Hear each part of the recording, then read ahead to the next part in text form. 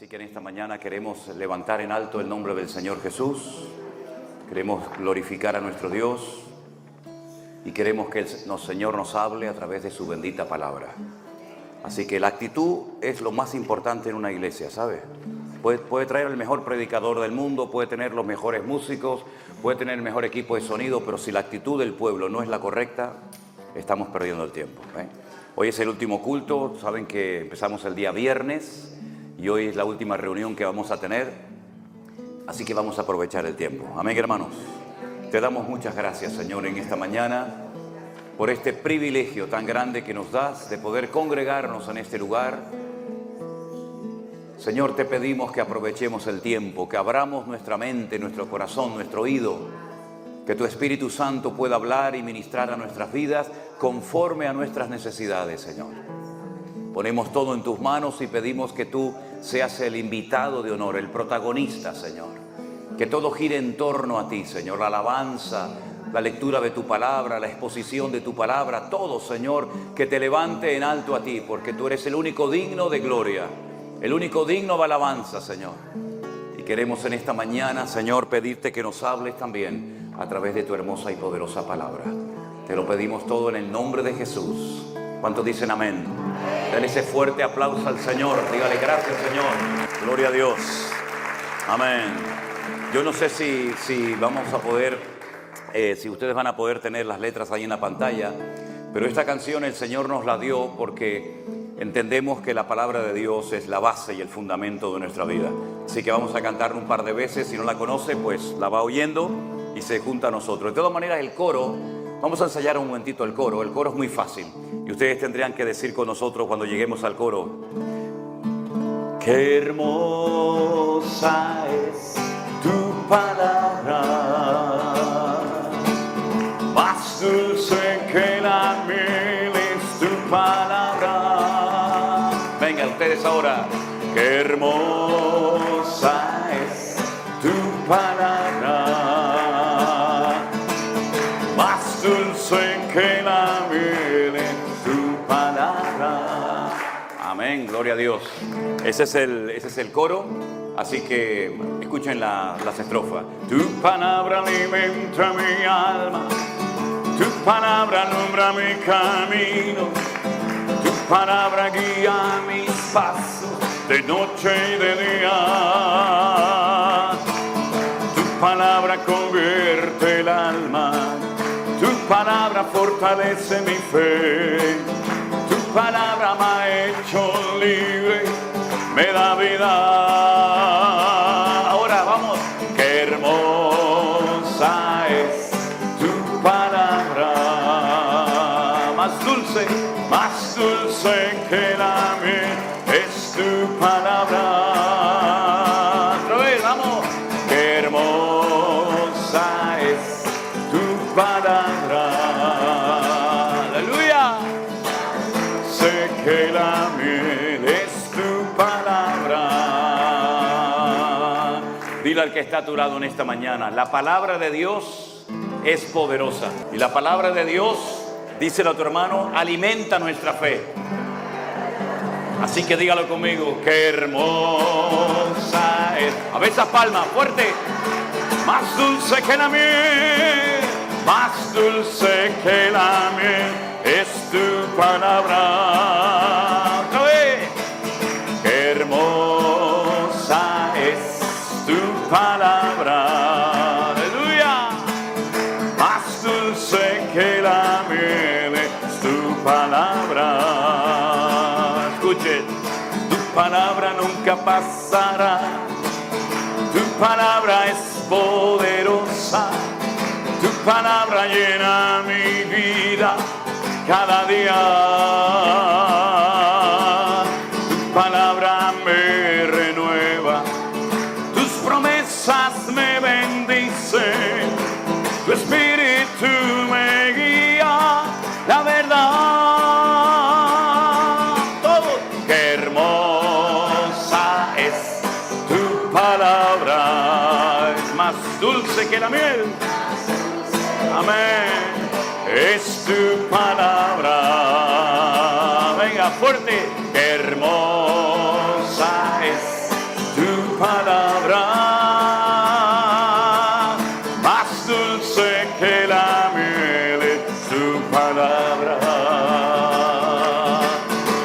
palabra alimenta mi alma, tu palabra alumbra mi camino, tu palabra guía mis pasos de noche y de día. Tu palabra convierte el alma, tu palabra fortalece mi fe, tu palabra me ha hecho libre, me da vida. Vamos todos. Qué hermosa es tu palabra, más dulce que la miel es tu palabra. ¿Lo ves? Qué hermosa es tu palabra, más dulce que la miel es tu palabra. Hermosa es tu palabra. Dígalo fuerte. Dulce que la miel es tu palabra. La última vez, vamos. Amén. Hermosa es tu palabra, más dulce que la miel es tu palabra.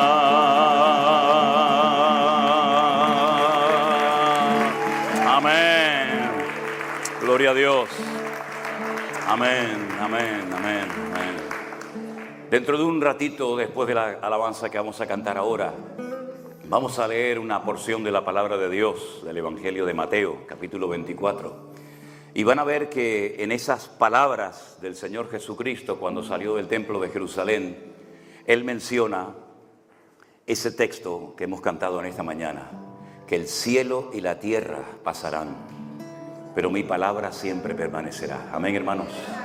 Yo quiero que cerremos nuestros ojos en esta mañana y le digamos al Señor, gracias, Señor, de todo corazón, porque un día llegó tu palabra a mi vida y me hizo libre. ¿Cuántas personas darían lo que fuera por tener un ejemplar de la Biblia en sus manos? Y lamentablemente no la tienen. Aleluya. Sin embargo, usted tiene la palabra de Dios en la mano. ¿Y cuánta gente dio la vida para que pudiéramos tener la palabra de Dios en nuestro propio idioma? Y damos gracias al Señor porque su palabra nos guarda, su palabra nos ministra, su palabra nos fortalece cada día. Aleluya.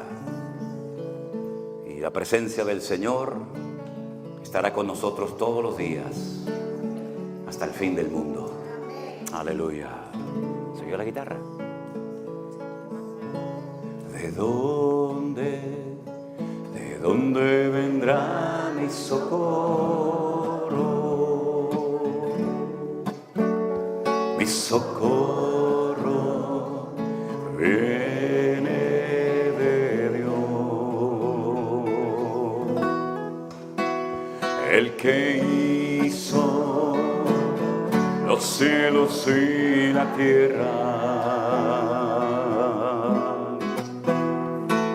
Él te guardará de todo mal, no se dormirá el que guarda a Israel. El sol no te fatigará de día, ni la luna de noche. No se dormirá el que guarda a Israel. Sol no te fatigará de día, ni la luna de noche.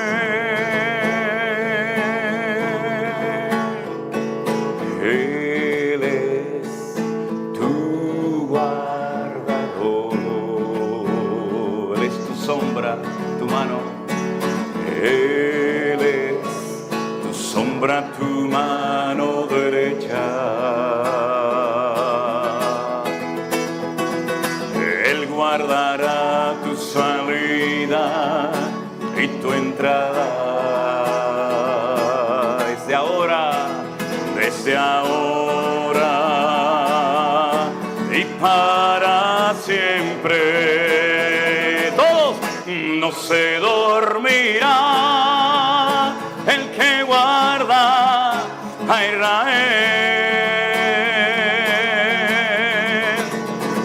Sol no te fatigará de día, ni la luna de noche. No se dormirá el que guarda a Israel. Sol no te fatigará de día, ni la luna de noche.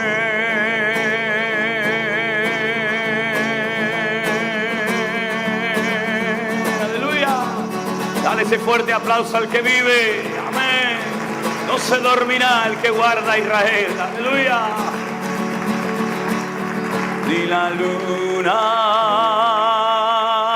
de noche.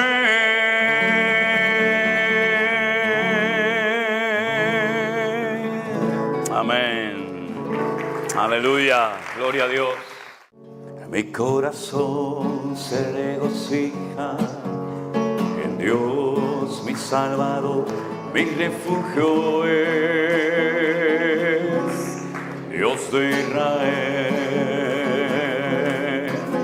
Él me dio lo que le pedí, respondió a mi oración este pobre clamor, y Él me oyó.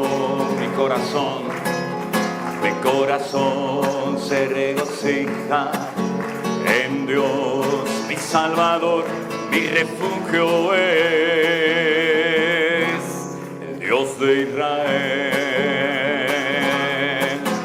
Él me dio lo que le pedí, respondió a mi oración este pobre clamor, y Él me oyó.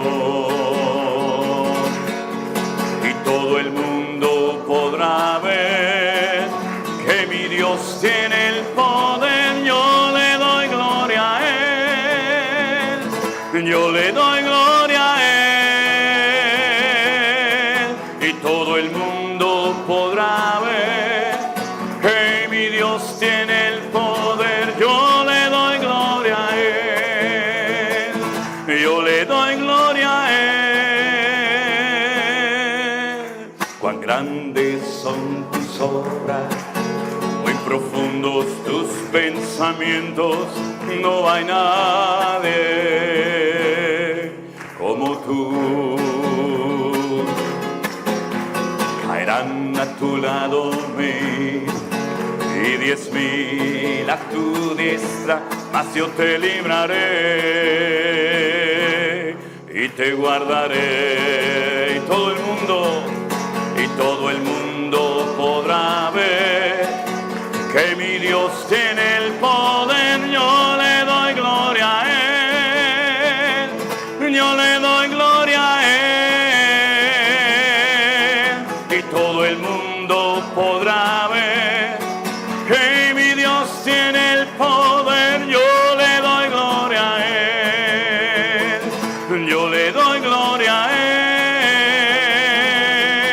Y todo el mundo podrá ver que mi Dios tiene el poder. Yo le doy gloria a Él, yo le doy gloria a Él.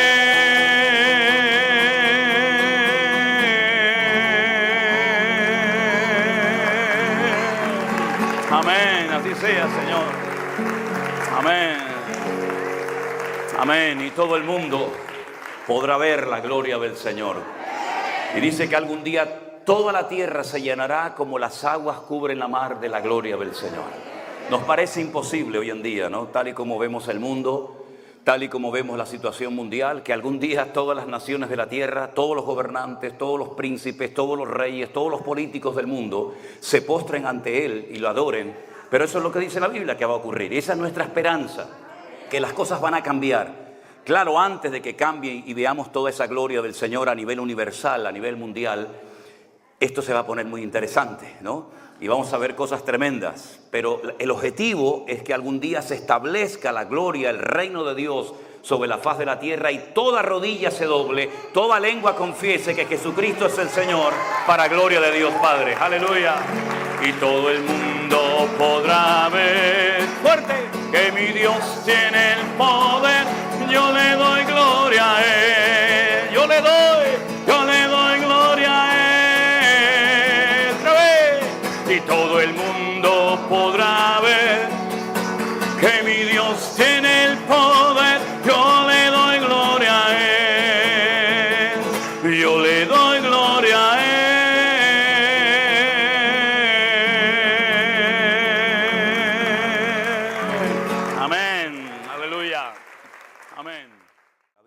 Entre comillas, desde que somos niños, nuestros padres, luego los educadores en la escuela, en el instituto, la universidad o lo que sea, nos preparan teóricamente para la vida, ¿verdad? Para ganar dinero, para tener buenos estudios, buenos trabajos, carreras, etcétera, ¿verdad? Para abrirnos camino en la vida.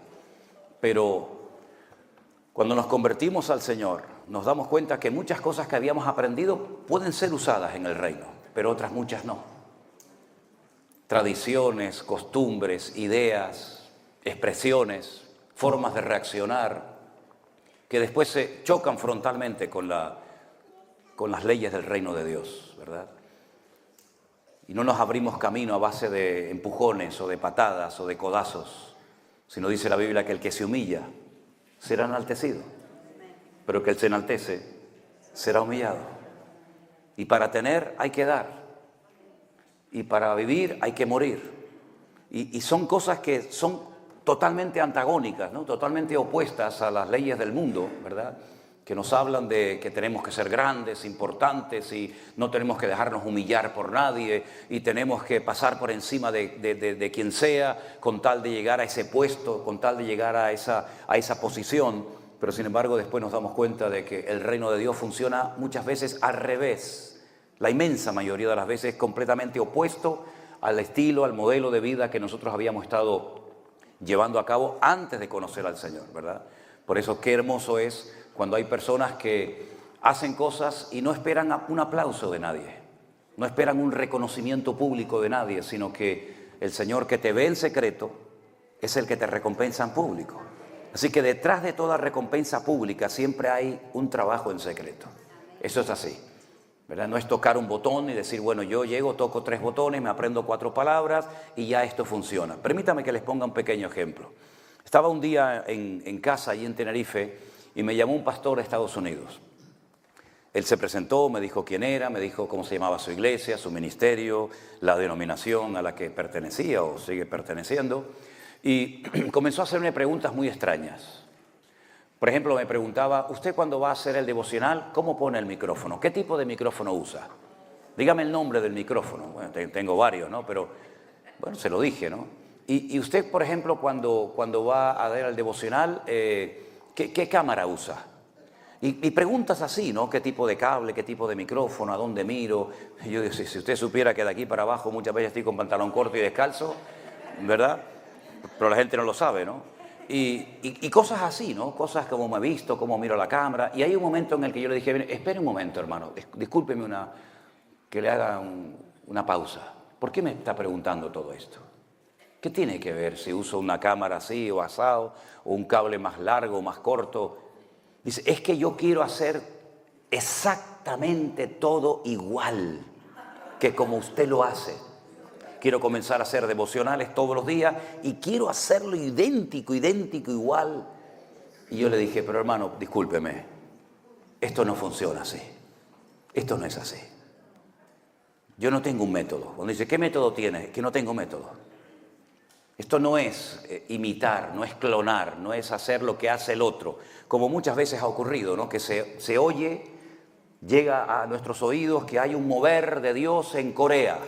Y ahí se fueron todos a Corea y cuando volvieron orando como los coreanos y no se achinaron los ojos porque no pudieron.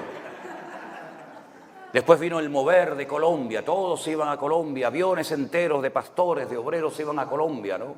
Porque hay un método, hay una serie de personas que Dios los ha bendecido, que tienen unas iglesias gigantescas, que viven muy bien, con aviones, con jets privados, con no sé qué, y entonces querían importar el método. Después llegó la época de Toronto, aquel famoso movimiento de Toronto, ¿no? Donde había gente que ladraba como perro, y el otro ponía un huevo en la esquina de la iglesia, y el otro rugía como un león, y se fueron muchos a ese mover, ¿no?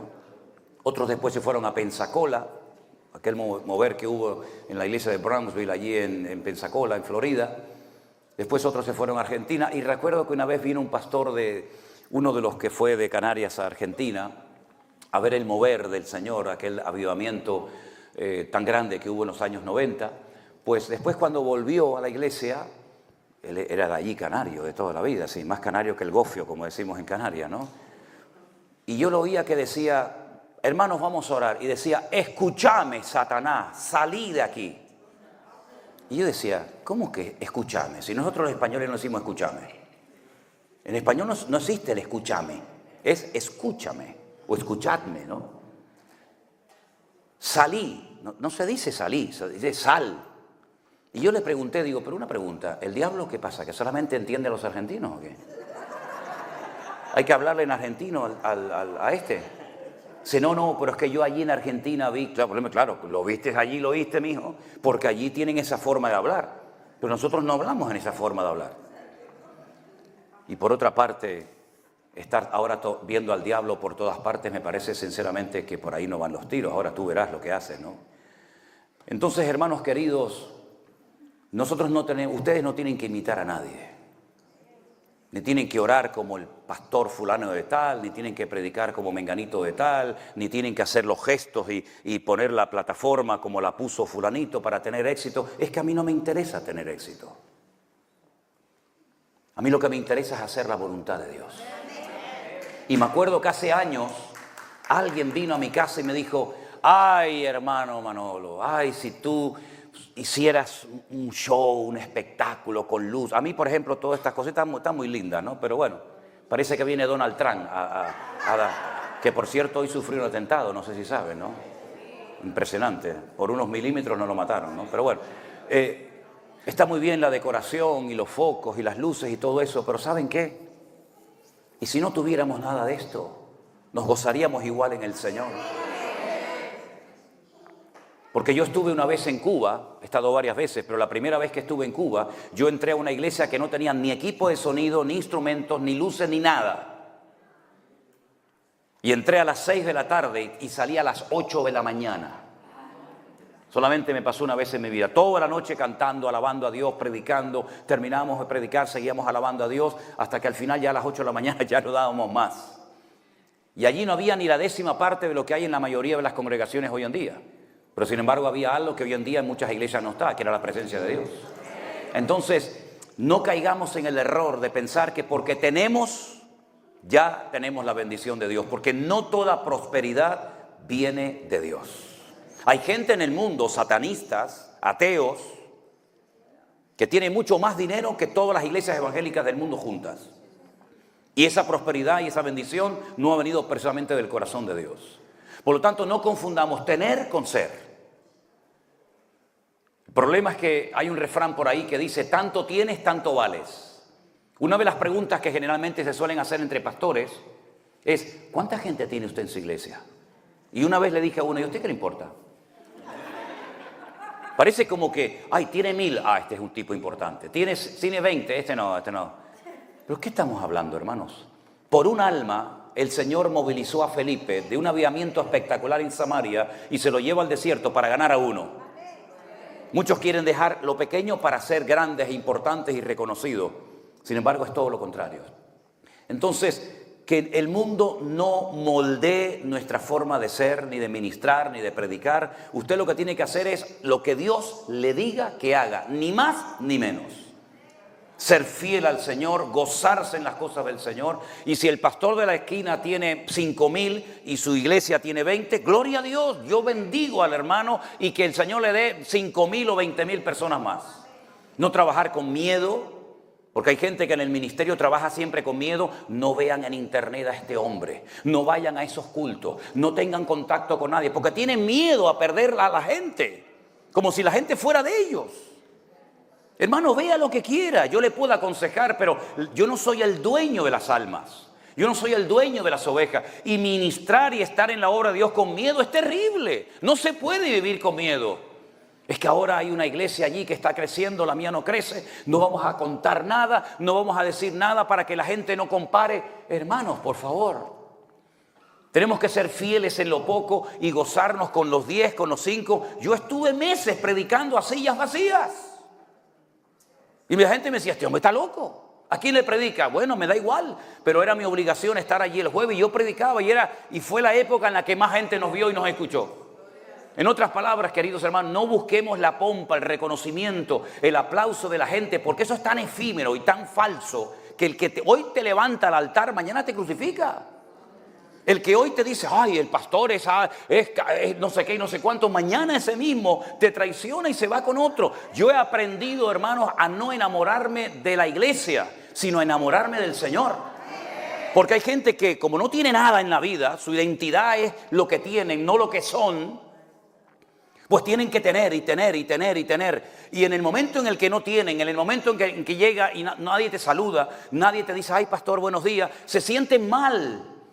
Pero nosotros hemos sido aceptados en Cristo y no necesitamos ni aplausos, ni focos, ni reconocimiento humano, porque todo lo que mi vida necesita para ser feliz y tener estabilidad emocional y espiritual, ya lo tengo en Cristo. Yo estoy completo en Cristo y tú también, mi querido hermano. Estamos completos en el Señor. Y si usted nunca tiene una iglesia de 1,000, no pasa nada. Es más difícil pastorear 20 que pastorear 1,000.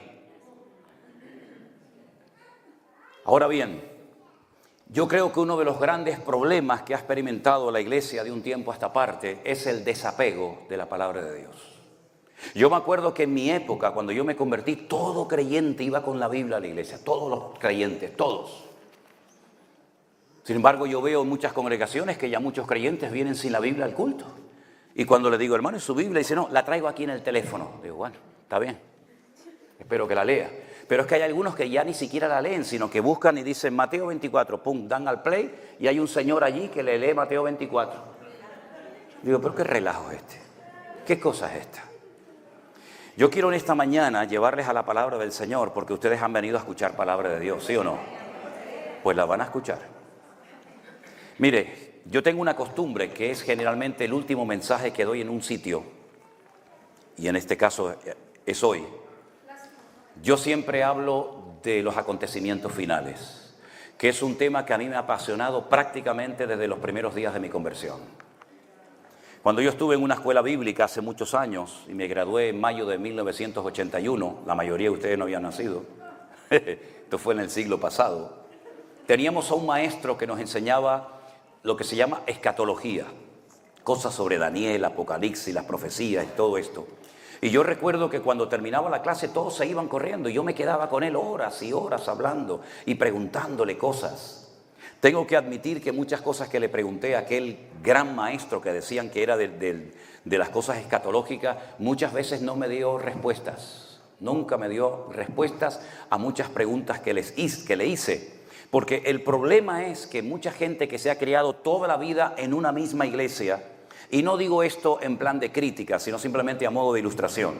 Gente que se ha criado toda la vida en un mismo ambiente, digamos, evangélico, espiritual, en una misma denominación. Muchas veces la gente cree cosas porque en su denominación o en su iglesia se ha enseñado eso, pero no han llegado a la conclusión de lo que predican por sí mismos, sino que en su denominación o en su iglesia hay como una especie de presión invisible que te impide salirte de la norma. ¿Por qué? Porque si dices, esto ya no es negro, esto es gris, cuidado que te llaman y te dicen, hermano, usted está enseñando cosas que nosotros no creemos. Y muchas veces me he encontrado con gente que en privado me dicen, yo estoy totalmente de acuerdo con esto, pero no lo puedo decir en mi iglesia porque si no me ponen en disciplina o me echan. Porque yo he notado que en la iglesia del Señor hay mucha gente valiente, pero también hay mucho cobarde. ¿Qué le parece? Y hay muchos pastores cobardes que tienen miedo de predicar de ciertas y determinadas cosas porque se le va la gente. Y como ellos dependen de la gente más que del Señor, hay que mimar y cuidar a la gente, porque si se van diezmos, se van ofrendas. Y entonces, bueno, sabemos que está en desorden, pero no le vamos a decir nada, porque si no el padre, la madre, el primo, el tío y el sobrino agarran y se me van, y entonces a ver cómo pago el alquiler de la iglesia, a ver cómo llego yo a fin de mes y pago las facturas. Y hay mucha gente en el ministerio con temor, controlados por las circunstancias, en vez de controlados por el Espíritu de Dios.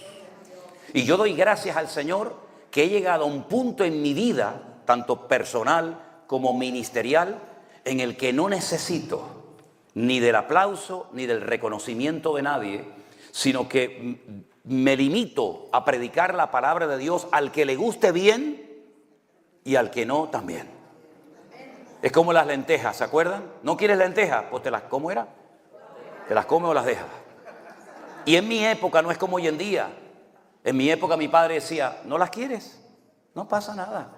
Guárdalas en la nevera, a la noche se las pones otra vez. No es como hoy en día que la mamá dice, ¿qué quieres comer, mi niño? Pollito, ¿no quieres pollito? ¿Quieres carnita? Y el niño come a la carta, es como si estuviera en un hotel de 5 estrellas. En mi época no. Ponle las lentejas otra vez. Amigo, a los 3 días te comía las lentejas, hasta el plato de las lentejas te comía. Y encima decías qué ricas estaban las lentejas, mamá. Así que la palabra que yo voy a compartir con ustedes en esta mañana puede ser, no digo 100% que sea así, pero puede ser que su teología, su enseñanza denominacional o de la índole que sea, puede ser que a lo mejor choque. Pero ¿por qué le ocultamos? Eso es una de las cosas que yo siempre le preguntaba a este maestro. ¿Por qué no le decimos a la gente que hay sandías, melón y pera? ¿Por qué decimos que solamente hay sandías? Cuando sales a la vida real y conoces a otros siervos de Dios y te mueves como el Señor nos ha dado el privilegio a nosotros de movernos con gitanos, con pentecostales, con metodistas, con anglicanos, con luteranos, etcétera, etcétera, te das cuenta que dentro del espectro evangélico hay muchas opiniones y muchos estilos, y que no soy yo siempre el que estoy en posesión de la verdad, sino que es bueno oír a los demás y aprender de los demás. Y eso es lo que yo les pido a todos y a cada uno de ustedes, que en esta mañana, si en algún momento determinado del estudio que vamos a dar hoy sobre acontecimientos finales, digo algo que a usted le choca, bueno, analícelo a la luz de la palabra de Dios. Como los de Berea, ¿se acuerdan? Dice que eran más nobles que los otros, porque cuando Pablo terminaba de exponer las Escrituras, lo escuchaban con reverencia, lo escuchaban con respeto. Dice que analizaban, escudriñaban a la luz de las Sagradas Escrituras si estas cosas eran así, tenían trasfondo bíblico o eran inventos de aquel predicador itinerante llamado Saulo de Tarso. La primera porción que vamos a leer en esta mañana se encuentra en 2 de Tesalonicenses, capítulo 2. Repito, 2 de Tesalonicenses, capítulo 2. Los títulos que aparecen encima de los capítulos no son originales, han sido puestos por las asociaciones, por los hombres, para que entendamos un poquito o nos hagamos una idea de lo que va a tratar el pasaje. Y en este caso, encima del capítulo 2 de 2 de Tesalonicenses aparece el título Manifestación del hombre de pecado. Aunque ustedes van a poder comprobar, según vamos leyendo, que hay varios temas que son como los eslabones de una cadena que uno lleva al otro y así puedes llegar a una conclusión final. ¿Lo tienen, hermanos? Con respecto a la venida de nuestro Señor Jesucristo y nuestra reunión con Él, os rogamos, hermanos, que no os dejéis mover fácilmente de vuestro modo de pensar, ni os conturbéis ni por espíritu, ni por palabra, ni por carta, como si fuera nuestra, en el sentido de que el día del Señor está cerca. Nadie os engañe en ninguna manera, porque no vendrá sin que antes venga la apostasía y se manifieste el hombre de pecado, el hijo de perdición, el cual se opone y se levanta contra todo lo que se llama Dios o es objeto de culto, tanto que se sienta en el templo de Dios haciéndose pasar por Dios. ¿No os acordáis que cuando yo estaba todavía con vosotros os decía esto? Ahora vosotros sabéis lo que lo detiene, a fin de que a su debido tiempo se manifieste, porque ya está en acción el misterio de la iniquidad, solo que hay quien al presente lo detiene, hasta que él a su vez sea quitado de medio. Y entonces se manifestará aquel inicuo, a quien el Señor matará con el espíritu de su boca y destruirá con el resplandor de su venida. Inicuo cuyo advenimiento es por obra de Satanás, con gran poder y señales y prodigios mentirosos, con todo engaño de iniquidad para los que se pierden, por cuanto no recibieron el amor de la verdad para ser salvos.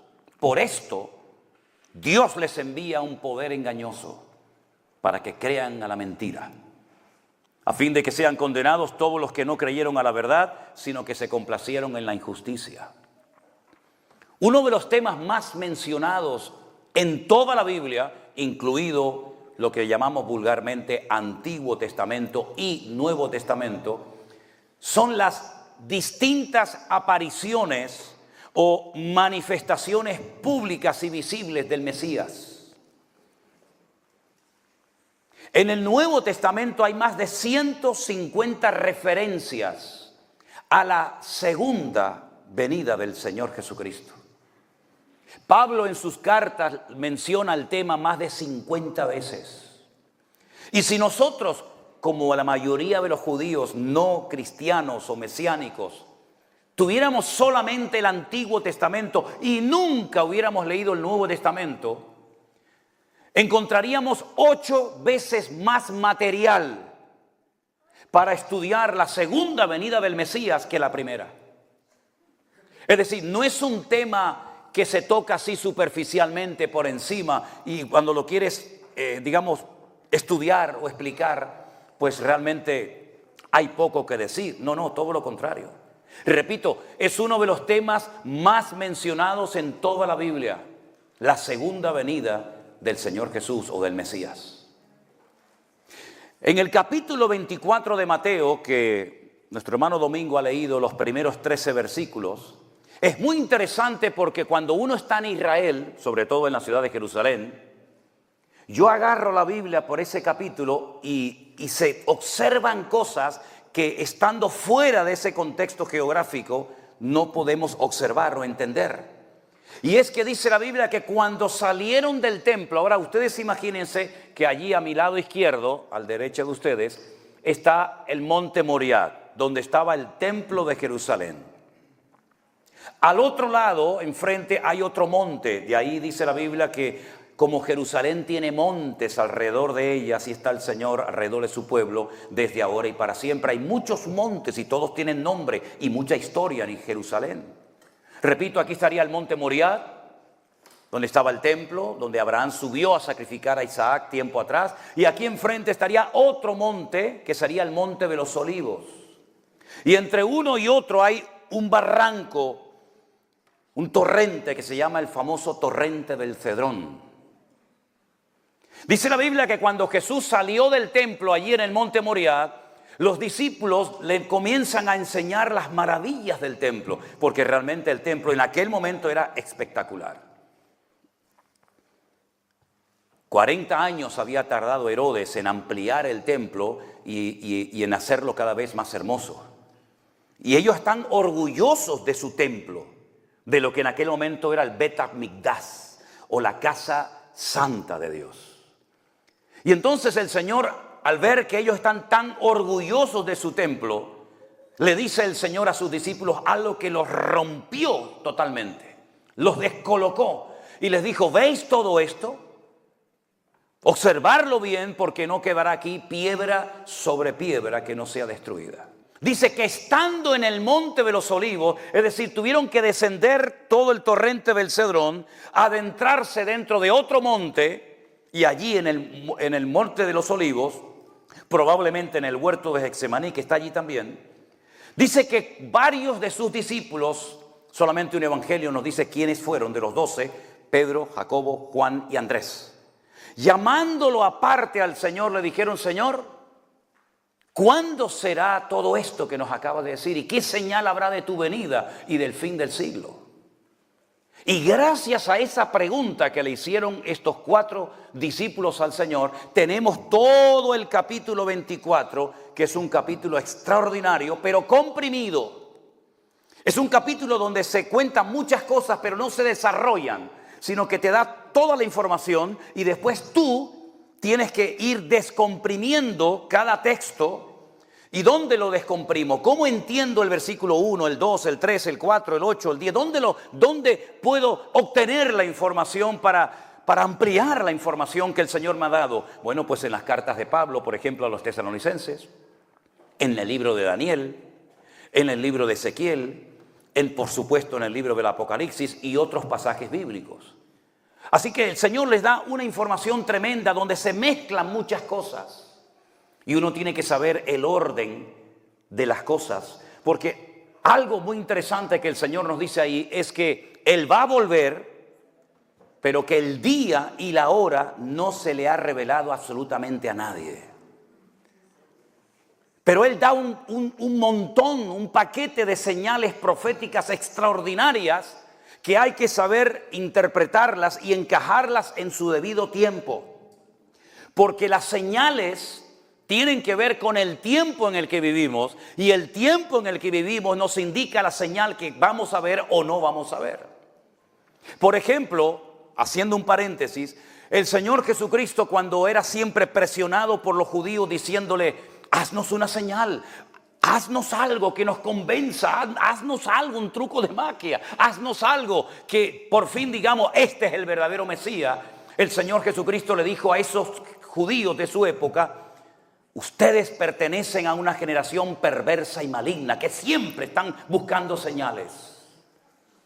Y ustedes solamente van a ver una sola señal. Ustedes van a ver la señal del profeta Jonás.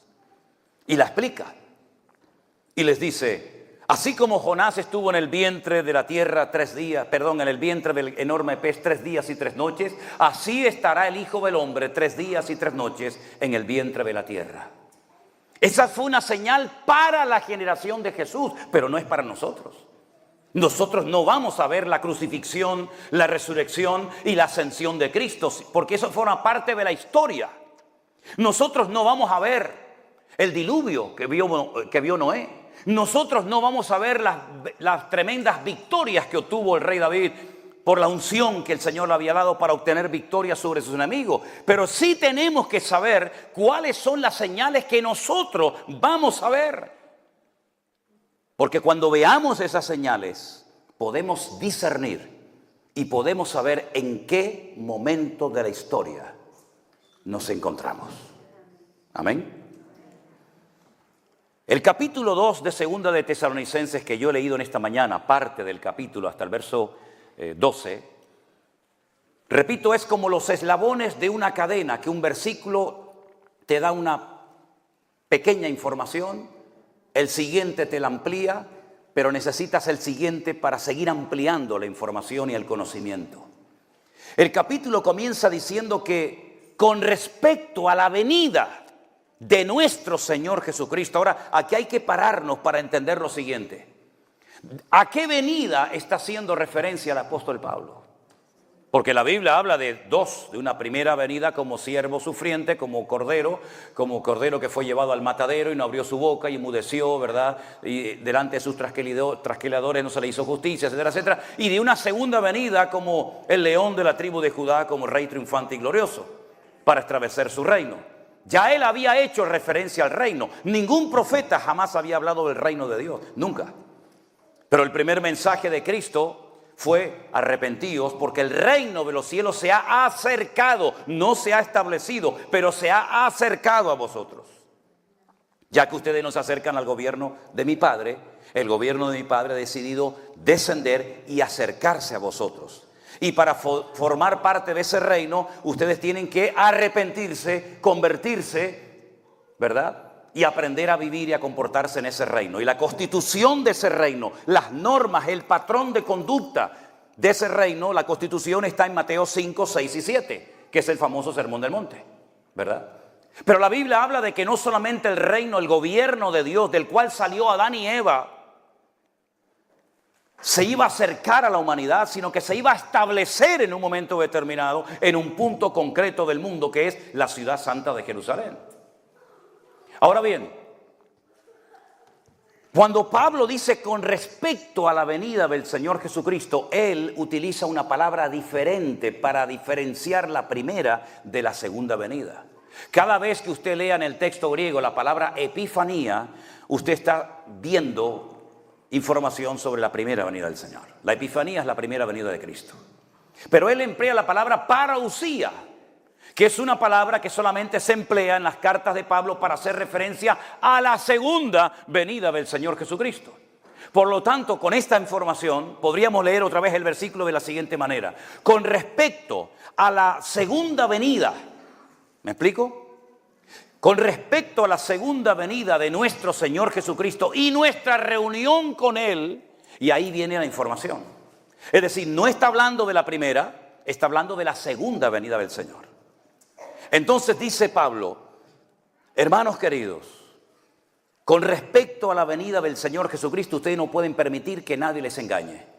Y es curioso notar que cuando el Señor Jesucristo responde a la pregunta de los discípulos en el Monte de los Olivos acerca de qué señal habrá de tu venida y del fin del siglo, comienza diciendo: mirad que nadie os engañe.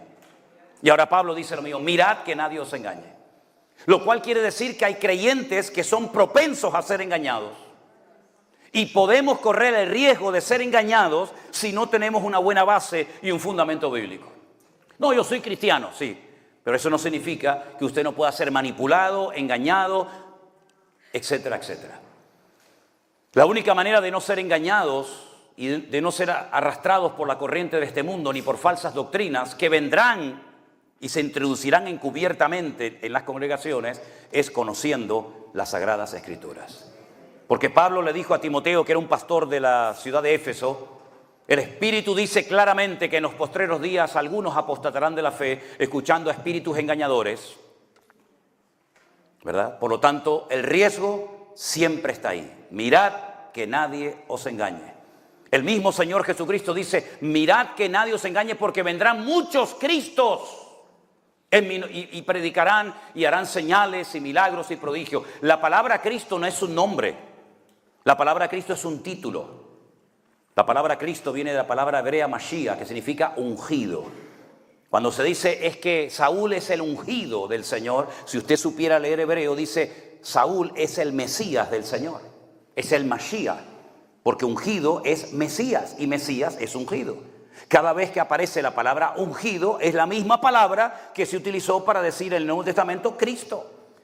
Valga la redundancia, nuestro Señor Jesucristo no se llamaba Cristo, se llamaba Yeshua HaMashiach. El Cristo, el ungido, se llama Yeshua, que es el que salva. Por lo tanto, cuando el Señor dice vendrán muchos Cristos, está diciendo cuidado, porque aparecerán en el horizonte muchos falsos ungidos. ¿Y cuántos falsos ungidos y cuántas falsas unciones se han introducido en las congregaciones? Creyendo que es el mover de Dios, resulta que no tiene nada que ver con el mover de Dios. Tal vez es una histeria colectiva, tal vez es una manipulación del ambiente o de las emociones, llámalo usted como quiera.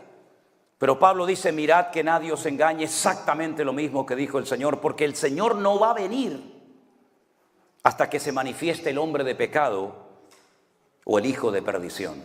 Ahora, usted va a notar en la Biblia que hay lugares personas que tienen muchos nombres. Por ejemplo, en la Biblia hay 70, no se los voy a decir todos, pero usted va a notar que la única ciudad del mundo que tiene 70 nombres diferentes es la ciudad de Jerusalén. Y todos están en la Biblia. ¿Por qué 70 nombres para una ciudad? Nueva York es Nueva York. Ámsterdam es Ámsterdam, ¿no? Madrid es Madrid. ¿Por qué la Biblia da 70 nombres diferentes para una misma ciudad? Bueno, porque cada uno de esos nombres te da una enseñanza o una información sobre el aspecto espiritual de la ciudad. Porque, por ejemplo, a Dios se le llama Elohim, se le llama Adonai, se le llama Yahvé, se le llama Rafa y tantos nombres, y es el mismo Dios. ¿Por qué al Señor Jesucristo se le llama Alfa y Omega, Príncipe de Paz, Cordero de Dios, ¿verdad? Alfa y Omega, bueno, ya lo he dicho, ¿verdad? ¿Por qué se le da tantos nombres? Para que conozcamos la esencia del Mesías. ¿Por qué al Espíritu Santo se le llama Espíritu de vida, Espíritu de adopción, Consolador, Espíritu de verdad? ¿Por qué tantos nombres? Bueno, porque cada uno de esos nombres se nos da una información. Con el anticristo o este personaje político siniestro que ha de aparecer en los últimos tiempos, que se va a levantar de aquí del continente nuestro, se le llama cuerno pequeño, hijo de pecado. Hijo de perdición, hombre de pecado, inicuo, anticristo. Y hay un montón de nombres para definir a la misma persona. Y cada uno de esos nombres te revela algo de su esencia o de su naturaleza, ¿verdad? El Señor Jesucristo dice que tiene que venir, pero no va a aparecer hasta que se manifieste el hombre de pecado o el hijo de perdición. Miren, vamos a hacer una prueba. Me la voy a jugar para los que me están mirando con lupa y diciendo, voy a ver por dónde va este hombre. Te lo voy a poner más fácil para que después, si quieres, me critiques. Hoy el Señor Jesucristo no va a venir. Ya está, me la jugué. Esto está grabado y usted lo puede ver cuando quiera. Hoy no va a venir el Señor Jesucristo, ni hoy nos vamos a ir con Él. Imagínese que viniera. Entonces, cuando lleguemos a la gloria te tendré que pedir perdón. Hermanos, perdone, me equivoqué. Pero aseguro categóricamente que hoy no va a venir el Señor Jesucristo. Si cuando usted llegue a la noche, se acuesta en la cama, recuerde que este predicador español dijo en un púlpito públicamente que hoy Jesucristo no iba a venir, ni hoy la iglesia se iba a ir con el Señor. Demen de plazo hasta las 12 de la noche, ¿le parece? Demen de plazo hasta las 12 de la noche. Es decir, nosotros tenemos que saber en qué momento de la historia nos encontramos. Porque Pablo dice, hermanos, Cristo va a venir, el Cordero va a venir, todo ojo le verá, toda rodilla se doblará, pero no vendrá hasta que se manifieste el anticristo, el hijo de perdición, el hombre de pecado, el inicuo. No se preocupen. Y la pregunta es, ¿ya se ha manifestado este personaje? No, señor, no se ha manifestado. Bueno, yo he oído que el rey de España ahora que está, que era el anticristo, que Bukele, el presidente de El Salvador, era el anticristo, que en mi época se decía, ¿se acuerdan aquel presidente de Rusia, Gorbachev, que tenía ¿cómo era? Como un lunar. Ah, mira la marca de la bestia, ahí está el anticristo. Gorbachev se murió y no era el anticristo. ¿Podemos reconocer nosotros al anticristo? Podemos decir, este es el anticristo. Claro que lo podemos reconocer. Porque si no, ¿cómo voy a saber quién es? Hay miles de datos del anticristo, miles. Pero tal vez el más importante es cómo se va a llamar. Porque el idioma hebreo es un idioma alfanumérico. Cada letra coincide con un número y cada número coincide con una letra. Es decir, si lo hiciéramos en castellano, en español, la A es el 1, la B es el 2, la C es el 3, la D es el 4 y así sucesivamente. En hebreo hay 22 letras, Aleph, Bet, Gimel, Daleth, Hei, Vav, ¿verdad? Y cada una de esas letras es un número. Y Juan dice, aquí hay sabiduría, el que lee entienda, porque hay muchos que leen y no entienden. Pero Juan dice, aquí hay sabiduría, el que lee entienda. El número de la bestia es 666. ¿Qué te está diciendo? Que el nombre suma 666. Si no suma 666, ese señor no es el anticristo. Un dato tremendamente importante, ¿no les parece? Por lo tanto, nosotros no podemos caminar más tiempo en ignorancia. A mí se me parte el corazón cuando hay muchos hermanos que me dicen: hermano, pastor, yo nunca en mi vida he escuchado en mi iglesia un estudio del libro del Apocalipsis o del libro de Daniel. Y a mí me han confesado pastores: yo no hablo de este tema porque no entiendo nada. Que una vez yo le dije a uno en Barcelona, le dije: ¿no te da vergüenza? Te está pagando la iglesia un sueldo. ¿Y qué haces todo el día? ¿Rascándote la panza? Ponte a estudiar. Y si no estás preparado, llama a alguien que te instruya y te enseñe a la congregación. Pero si no se habla en este tiempo de Daniel y de Apocalipsis y de la segunda venida, ¿cuándo vamos a hablar entonces, mijo? Si estamos nosotros más cerca de la venida del Señor que ninguna otra generación de creyentes. Y lo que está ocurriendo en el panorama político, económico, etcétera, etcétera, nos está indicando que el Señor viene pronto, que ya empezaron hace mucho tiempo los dolores de parto. Y yo no voy a explicar aquí los dolores de parto, pero las hermanas que habéis parido y que habéis sido madres, sabéis perfectamente que el objetivo no es sufrir y tener dolores y dolores y dolores, no. El dolor te indica que el niño viene, y el niño no viene sin dolores. Y el dolor te anticipa el gozo de tener a tu hijo o a tu hija en tus brazos. La tierra ha entrado en dolores de parto. Y esos dolores de parto le indican a la humanidad, lamentablemente muchos de ellos están ciegos y no lo quieren reconocer, pero por lo menos los creyentes deberíamos de decir: Señor, yo sé que tu venida se acerca a pasos agigantados, porque los dolores de parto ya han empezado.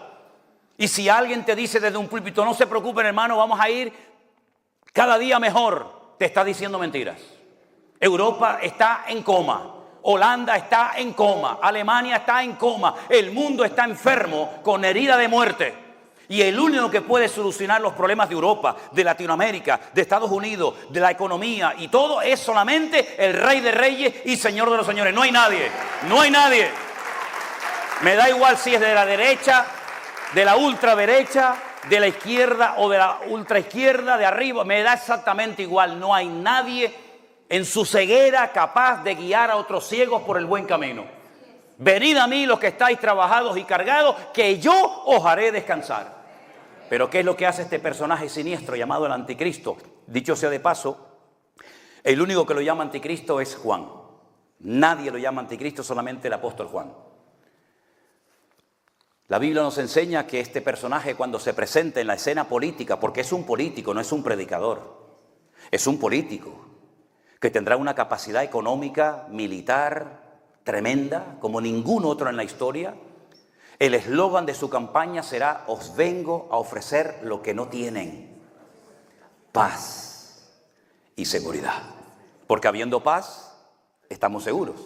Y si estamos seguros, es porque tenemos paz. Puede ofrecer el hombre de pecado, el inicuo, puede ofrecer el hijo de perdición, puede ofrecer el anticristo paz. El único que puede ofrecer paz es el que dijo: mi paz os dejo, mi paz os doy. Pero la gente estará tan desesperada, el mundo será un caos tan terrible, que venga quien venga, si es de izquierda, de derecha, cristiano, musulmán, homosexual, heterosexual o lo que sea, van a decir: por fin llegó al que estábamos esperando. Pero él no va a estar solo, aunque aquí Pablo no lo dice.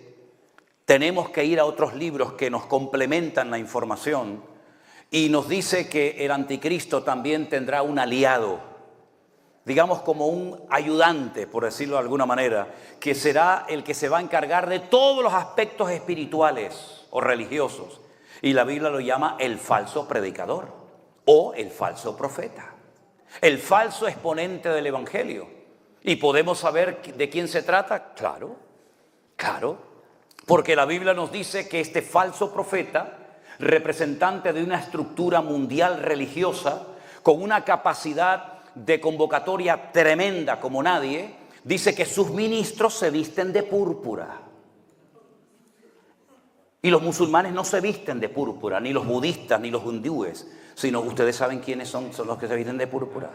Y dice que se adornan con piedras preciosas y con joyas. Y dice que se han embriagado con la sangre de los santos, de los hijos de Dios. Y ustedes pueden leer, por ejemplo, la famosa Santa Inquisición, cuando Felipe II, el rey de España, se unió con el clero católico. Y durante 300 años mataron a millones de personas, no solamente en España, en otros países de Europa. Incluso fueron a México, y fueron a Perú, y fueron a otros países de Latinoamérica, ¿verdad? Y el que no besaba la cruz, pues ya sabe lo que te esperaba.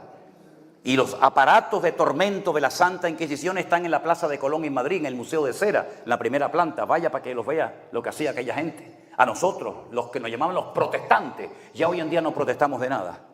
Pero en aquella época los cristianos protestaban contra la injusticia, contra la inmoralidad, contra la idolatría. Hoy en día nadie protesta de nada.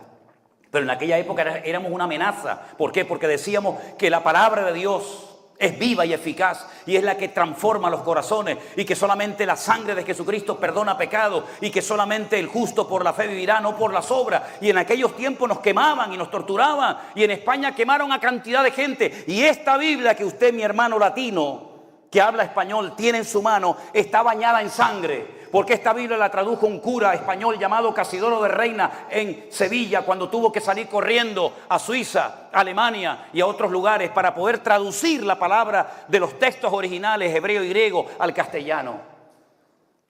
Porque eran los únicos que sabían leer. La gente no sabía leer y escribir, en analfabetos, ¿verdad? ¿Y ahora cómo llevamos la Biblia a España? ¿Ahora cómo la llevamos? ¿Y a quién se la damos? Bueno, se inventaron todo tipo de artimañas para poder llevar los pocos ejemplares que gracias a la imprenta de Gutenberg se pudo imprimir, como unos 2000 y pico ejemplares.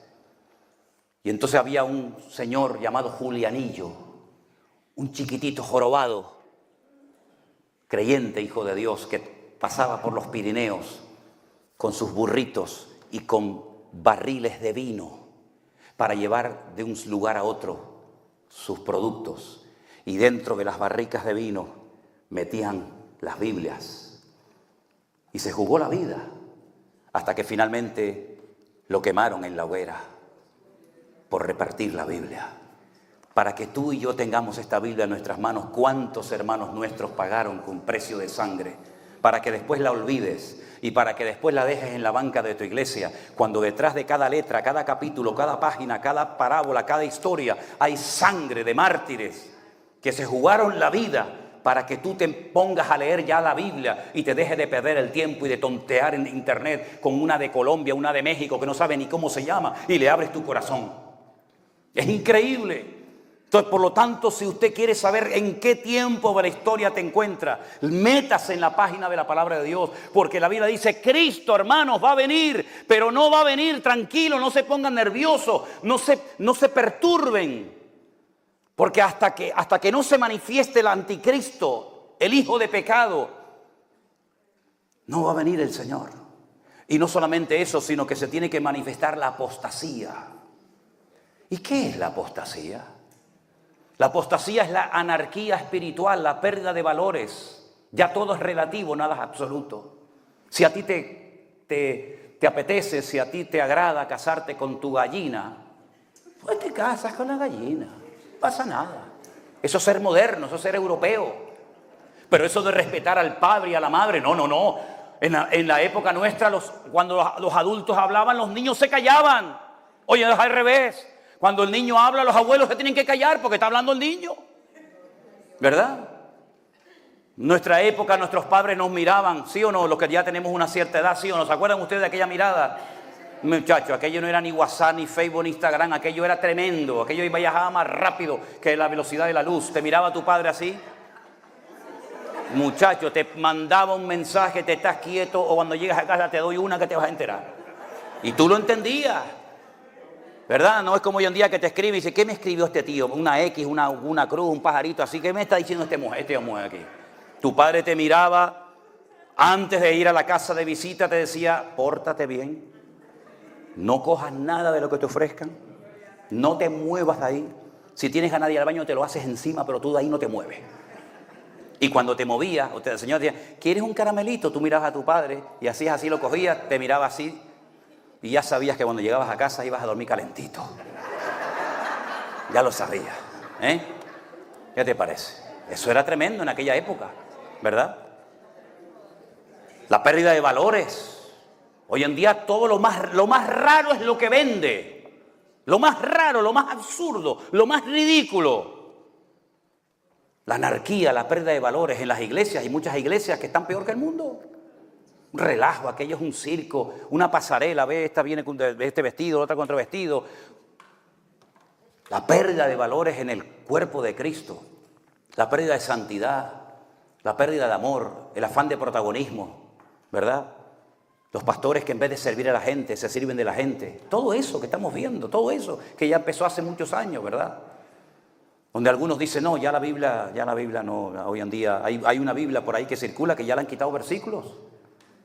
Ya le han quitado versículos, la famosa la nueva versión internacional, le han quitado versículos. Ahora quieren hacer una que diga, en el principio Alá creó los cielos y la tierra.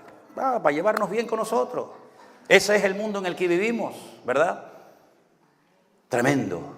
Todo eso se tiene que dar antes del que venga este personaje. Pero a su vez hay un dato muy significativo. Dice, pero no se podrá manifestar hasta que Él a su vez sea quitado de en medio. Y aquí viene la pregunta del millón. Cuando yo me sentaba con aquel maestro en la escuela bíblica hace muchos años, le decía, Cristo tiene que venir, pero no va a venir hasta que se manifieste la apostasía, el hombre de pecado, el hijo de perdición o el inicuo. Está claro. Pero dice, pero este inicuo, este perverso, este líder político con una influencia mundial, no se puede manifestar hasta que él sea quitado de en medio, hasta que lo detiene se quite, y entonces será manifestado aquel inicuo. Y yo le preguntaba, ¿y este él quién es? ¿Quién es este él? Y me decía, la iglesia. Y yo le decía, la iglesia. La iglesia no puede ser, hermano. ¿Por qué? Porque la iglesia no es masculino, la iglesia es femenino, es esposa, es amada, es novia. La iglesia nunca tiene el artículo masculino, él, por lo tanto no es. Entonces recorregía, ¿no? Y me decía, bueno, vamos a vernos la semana que viene. Me decía, el Espíritu Santo. Cuando el Espíritu Santo sea quitado de la tierra, entonces el anticristo se podrá manifestar. Y digo, bueno, el Espíritu Santo es él, es masculino, pero ahora solamente necesito que usted me lo demuestre con la Biblia.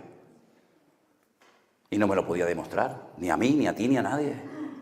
Porque la Biblia no dice, y si alguien sabe que me lo diga, la Biblia no dice que habrá un momento en la historia de la humanidad que Dios le diga al Espíritu Santo, vente para acá. ¿Es que acaso el Espíritu Santo ha necesitado del hombre, de la iglesia o de Israel para estar o no estar? En el principio creó Dios los cielos y la tierra. Miren qué incongruencia voy a decir ahora, miren qué disparate. Y la tierra estaba desordenada y vacía. Vamos, si está vacía no puede estar desordenada. Pero bueno, es lo que dice en español. No lo dice así en hebreo. Y la tierra estaba desordenada, pero el Espíritu de Dios se movía sobre la faz de las aguas. Había caos, no había iglesia, no había pueblo de Israel, no había pastores, no había nada. Y allí estaba el Espíritu de Dios.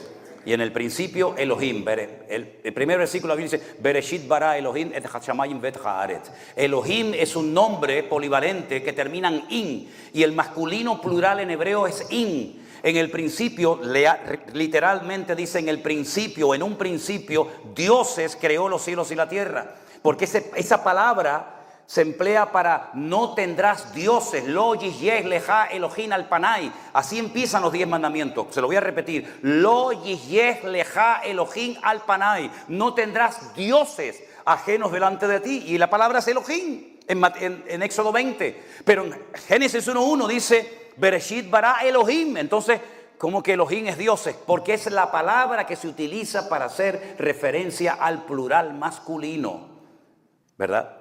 No es que haya dioses, ni mucho menos creemos en un solo Dios, ¿verdad? Y a Él solo adorarás. Pero es la palabra que se utiliza. Allí estaba el Padre, allí estaba el Hijo, allí estaba el Espíritu Santo, ¿sí o no? Juan 1:1 dice, en el principio era el Verbo, y el Verbo era con Dios, y todo fue hecho por Él y para Él. Entonces, ¿quién creó? ¿El Padre o el Hijo? Los dos estaban allí. Allí estaban los dos. Y el Espíritu Santo también. Por lo tanto, eso de que el Espíritu Santo, si es Dios y es omnipresente, significa que está siempre en todas partes, ¿sí o no? El diablo no puede estar en todas partes al mismo tiempo. Hay algunos creyentes que enseñan eso. No, el diablo está aquí, pero ¿dónde está el diablo ahora? ¿Está aquí? No, el diablo no está aquí. La Biblia dice, ¿dónde está el diablo? Y el diablo no está en Holanda, en España, en Alemania, en Japón, en China, en Buenos Aires, en Madrid, al mismo tiempo. No, eso no es verdad. La Biblia dice dónde está y dónde no está, porque no es ni omnipotente, ni omnisciente, ni omnipresente. No puede estar. ¿Qué más quisiera Él? ¿Qué más quisiera Él de estar en todos los sitios al mismo tiempo? El que está en todas partes al mismo tiempo, lo sabe todo y lo conoce todo y lo puede todo, es nuestro Dios. Y Dios es Padre, es Hijo y es Espíritu Santo. Por lo tanto, cuando Pablo dice hasta que Él sea quitado de en medio, no está haciendo referencia al Espíritu Santo, porque eso es una herejía. Eso significaría que hay un momento en el que Dios no está en el mundo. Cuando la Biblia dice, de Jehová es la tierra y su plenitud. ¿Dónde huiré de tu presencia?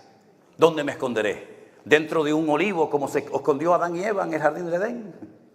¿Dentro de un barco como se escondió Jonás, que se quería ir a Tarsis, a España? Allí me voy a esconder y Dios no me va a encontrar. ¿Dónde huiré de tu presencia, Señor? Cuando toda la tierra le pertenece al Señor y la controla. Y lo peor de todo es que no puedo demostrar bíblicamente que el Espíritu Santo no va a estar en la tierra durante el periodo tremendo de los últimos tiempos. Lo que pasa es que para poder justificar esta postura, un cura, no un pastor evangélico, no un reverendo, un apóstol, no, un cura católico, estudiando en su monasterio, él por su cuenta Daniel y Apocalipsis, llegó él por su cuenta y riesgo en el siglo XIX, principios XIX, a la conclusión de que la Santa Madre Iglesia Católica y Apostólica no estaría en la tribulación. Él dijo que la Iglesia Católica, por ser la iglesia verdadera, según su punto de vista, no estaría en ningún momento de lo que llamamos gran tribulación, o como también se llama, tiempo de angustia de Jacob. Y entonces hubo un teólogo protestante llamado el doctor Scofield, que por primera vez en la historia se atrevió a poner en la Biblia comentarios, cosa que estaba totalmente prohibida y muy mal vista. Bueno, usted sabe hoy en día que las Biblias tienen al fondo, al final tienen de todo. Tienen de todo, tienen mapas, tienen pesos y medidas, tienen opiniones de fulano, de mengano. En aquellos siglos eso era muy mal visto. La Biblia no tiene que tener nada más que la Biblia y nada más. Hoy en día es casi imposible encontrar una Biblia que no tenga nada de ese comentario, ¿no? Scofield puso en su Biblia, que se llama la Biblia de Scofield, él puso que la iglesia evangélica, no la católica, como había dicho el cura, que la iglesia evangélica no estaría en lo que llamamos gran tribulación. Claro, esto cayó, lo dijo Scofield. ¿Te dan cuenta el problema de decir amén a todo? ¿Se dan cuenta de que cuando levantamos a un hombre demasiado, creemos que todo lo que dice es correcto? Eso cayó, hermanos, de maravilla, porque claro, ¿quién quiere ser aquí perseguido? ¿Hay alguien que esté orando para ser perseguido, torturado, encarcelado, quemado, descuartizado? ¿Hay alguien así? No, nadie. Si el Señor permite que nos maten como mártires, pues Dios nos dará las gracias para poder soportar. Pero si puedo evitarlo, lo evitaré. ¿Sí o no? Hay momentos que hay que quedarse y hay momentos que hay que salir corriendo. Pero claro, sentó muy bien dentro del círculo evangélico decir, mira, el señor Scofield, wow, que es un gran teólogo, dice en su Biblia que la iglesia no pasará por la gran tribulación. Y esto cayó también en muchas denominaciones, que hasta el día de hoy en muchas iglesias, como se te ocurra decir a ti, que la iglesia puede ser que esté en una parte de la tribulación, te excomulgan o te ponen en disciplina. Sin embargo, luego te llaman por teléfono o te escriben y te dicen, pastor, yo estoy de acuerdo con esto, pero no lo puedo enseñar porque son cobardes. Porque son cobardes y tienen miedo a perder el sueldo, tienen miedo a perder el puesto. ¿Quién es este él? Si no es la iglesia, porque es femenina, si no es el Espíritu Santo, si no es como alguien dijo el Imperio Romano, ¿quién es este él? Porque Pablo, mira lo que dice aquí, dice, vosotros sabéis lo que lo detiene. Versículo 7, ya está en acción el misterio de la iniquidad, solo que hay quien al presente lo detiene hasta que él a su vez se ha quitado de medio. Pero vosotros sabéis lo que lo detiene. ¿Cómo es posible que gente que llevaba 3 semanas de convertido, ya sabían? Y hay pastores y hay creyentes que llevan toda la vida en la iglesia y no saben responder a esta pregunta. El lugar donde más tiempo Pablo estuvo ministrando fue en Éfeso, después en Corinto, pero donde menos tiempo estuvo, porque tuvo que salir corriendo, fue en Tesalónica. Y miren el nivel, fíjense el nivel de enseñanza que daba Pablo a los tesalonicenses, que les habla de temas que hoy en día algunos dicen, mi mamá, yo no me entero de nada, yo no sé nada de este tema. Ellos sabían incluso que estaba deteniendo la manifestación del anticristo, lo sabían. Pero yo les voy a decir lo que dice la palabra de Dios. ¿Están de acuerdo? Vengan conmigo al Antiguo Testamento. A lo mejor muchos de ustedes ya esto lo saben. A lo mejor otros dicen, yo no había oído esto en mi vida. Bueno, pues está bien, así aprendió algo. En el libro de Daniel, que es el Apocalipsis del Antiguo Testamento, el libro de Daniel es el Apocalipsis del Antiguo Testamento. De hecho, hay cosas que para poder entenderlas del Apocalipsis hay que entender el libro de Daniel.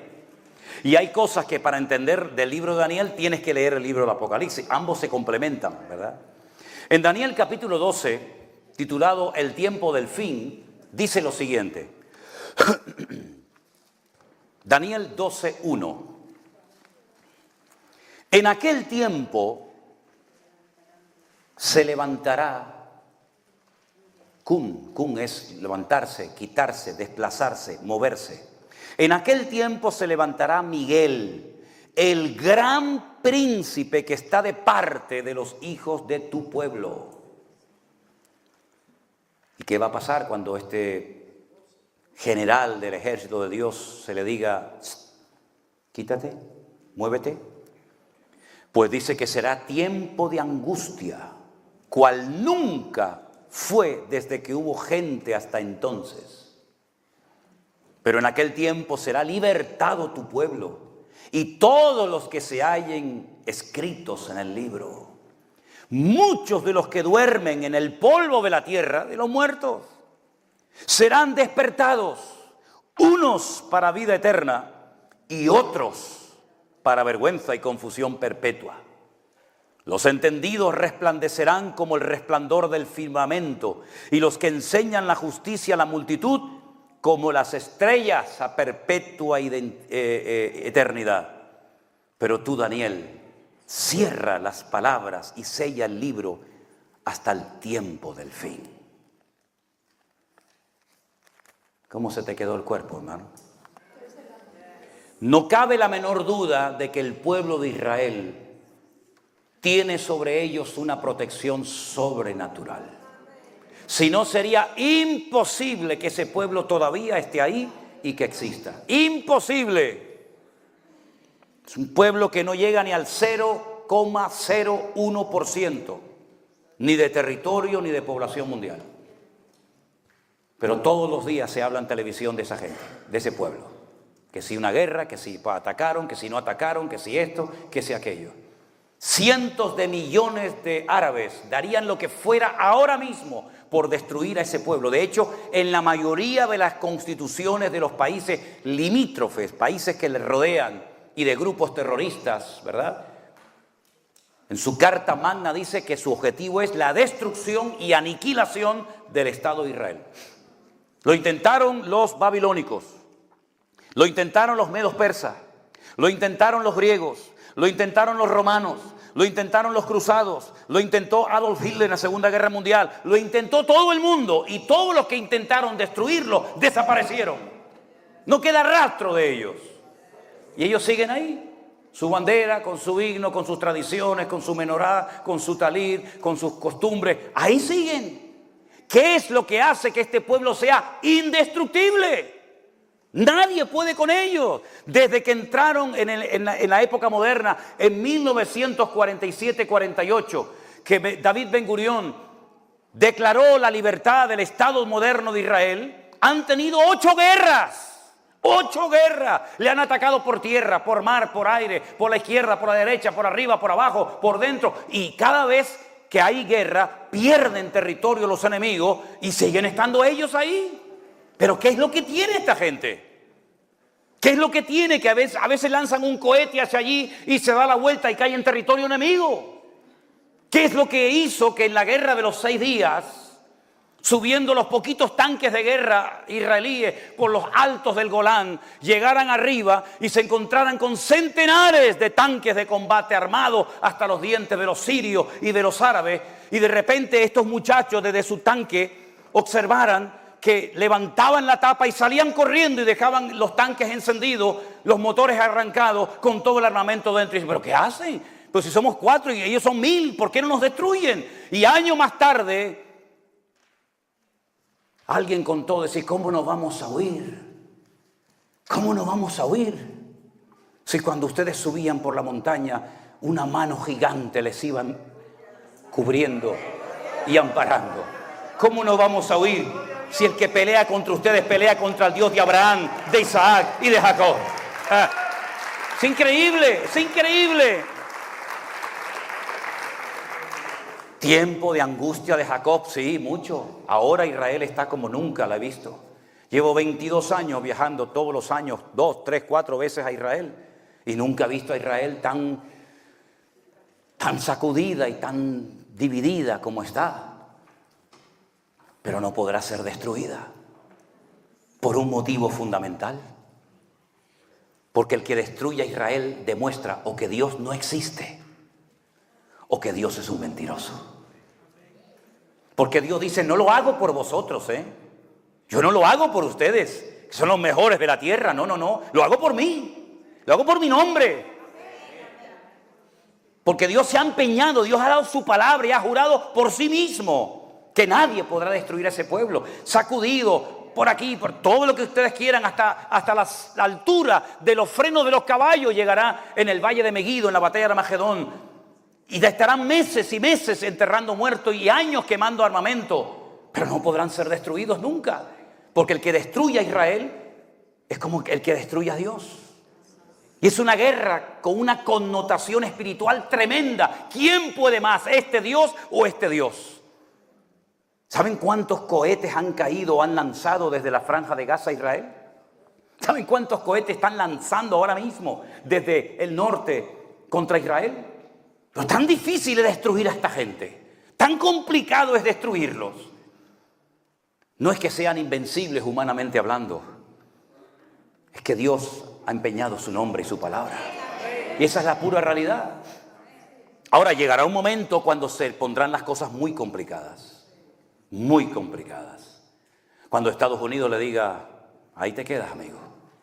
Y cuando Europa, que ya lo ha hecho, porque no hay un continente más cobarde y más traidor que el de Europa, que hoy se pelean y mañana se van a comer juntos. Terrible, terrible, ¿no?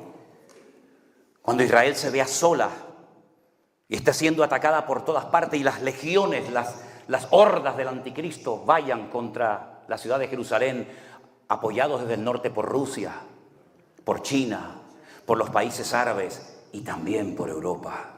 Y vayan más de 100 millones de personas a pelear contra Israel para tomar la ciudad del gran rey, la ciudad de Jerusalén. Dice la Biblia que tendrán que levantar su mirada al cielo. Porque el arca de Noé solamente tenía una ventana, mi hermano. No era como esos barcos que tienen ventanitas por babor y estribor, sino solamente tenían una ventana y estaba arriba. Era la única dirección a la que podían mirar, al Altísimo. Si habéis resucitado con Cristo, poner la mira en las cosas de arriba, no en las de la tierra. ¿Verdad?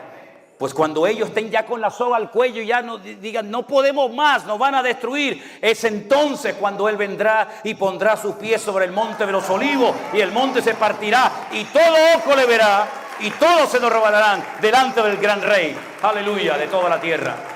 Ese es nuestro Dios. Entonces, mis queridos hermanos, a la iglesia nunca se le prometió no pasar por problemas. Eso es lo que algunos enseñan desde los púlpitos. Vengan al Señor, conviértanse y todos sus problemas desaparecerán. Falso, falso. Ya me gustaría a mí poder predicar así, pero estaría mintiendo, hermanos. El que quiera vivir, no sé cuántos quieren vivir piadosamente, pero dice la Biblia que el que quiera vivir piadosamente sufrirá persecución. O por el padre, por la madre, por el compañero de trabajo, por el vecino, por quien sea. Si tú quieres verdaderamente ser un hombre de Dios o una mujer de Dios, tarde o temprano se meterán contigo, mío. No seas un cristiano espía. No, nadie sabe en el trabajo que soy cristiano. Nadie lo sabe, no lo diga. Me acuerdo un día que fui a predicar una mañana a una iglesia y se levantó, era un culto abierto donde se podían levantar diferentes personas según el estilo, el modelo de esa iglesia, a compartir. Y se levantó un señor y dio un sermón ahí, muy elocuente. Y por la tarde, en el pueblo donde este señor vivía, pues, ¿me estoy extendiendo mucho? No, vale. ¿Cuántos me dan un minuto? 5 minutos. A ver, 5, 10, 15, 20, vale, ya voy. Bueno.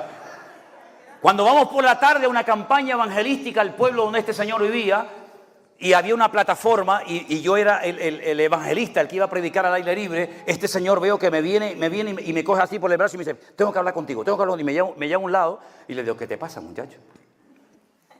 No vayas a decir en el púlpito que yo soy cristiano en este pueblo, porque yo soy director de una escuela y como se enteren de que yo soy cristiano puedo tener serios problemas. Así que no se te ocurra mencionarme ni decir nada.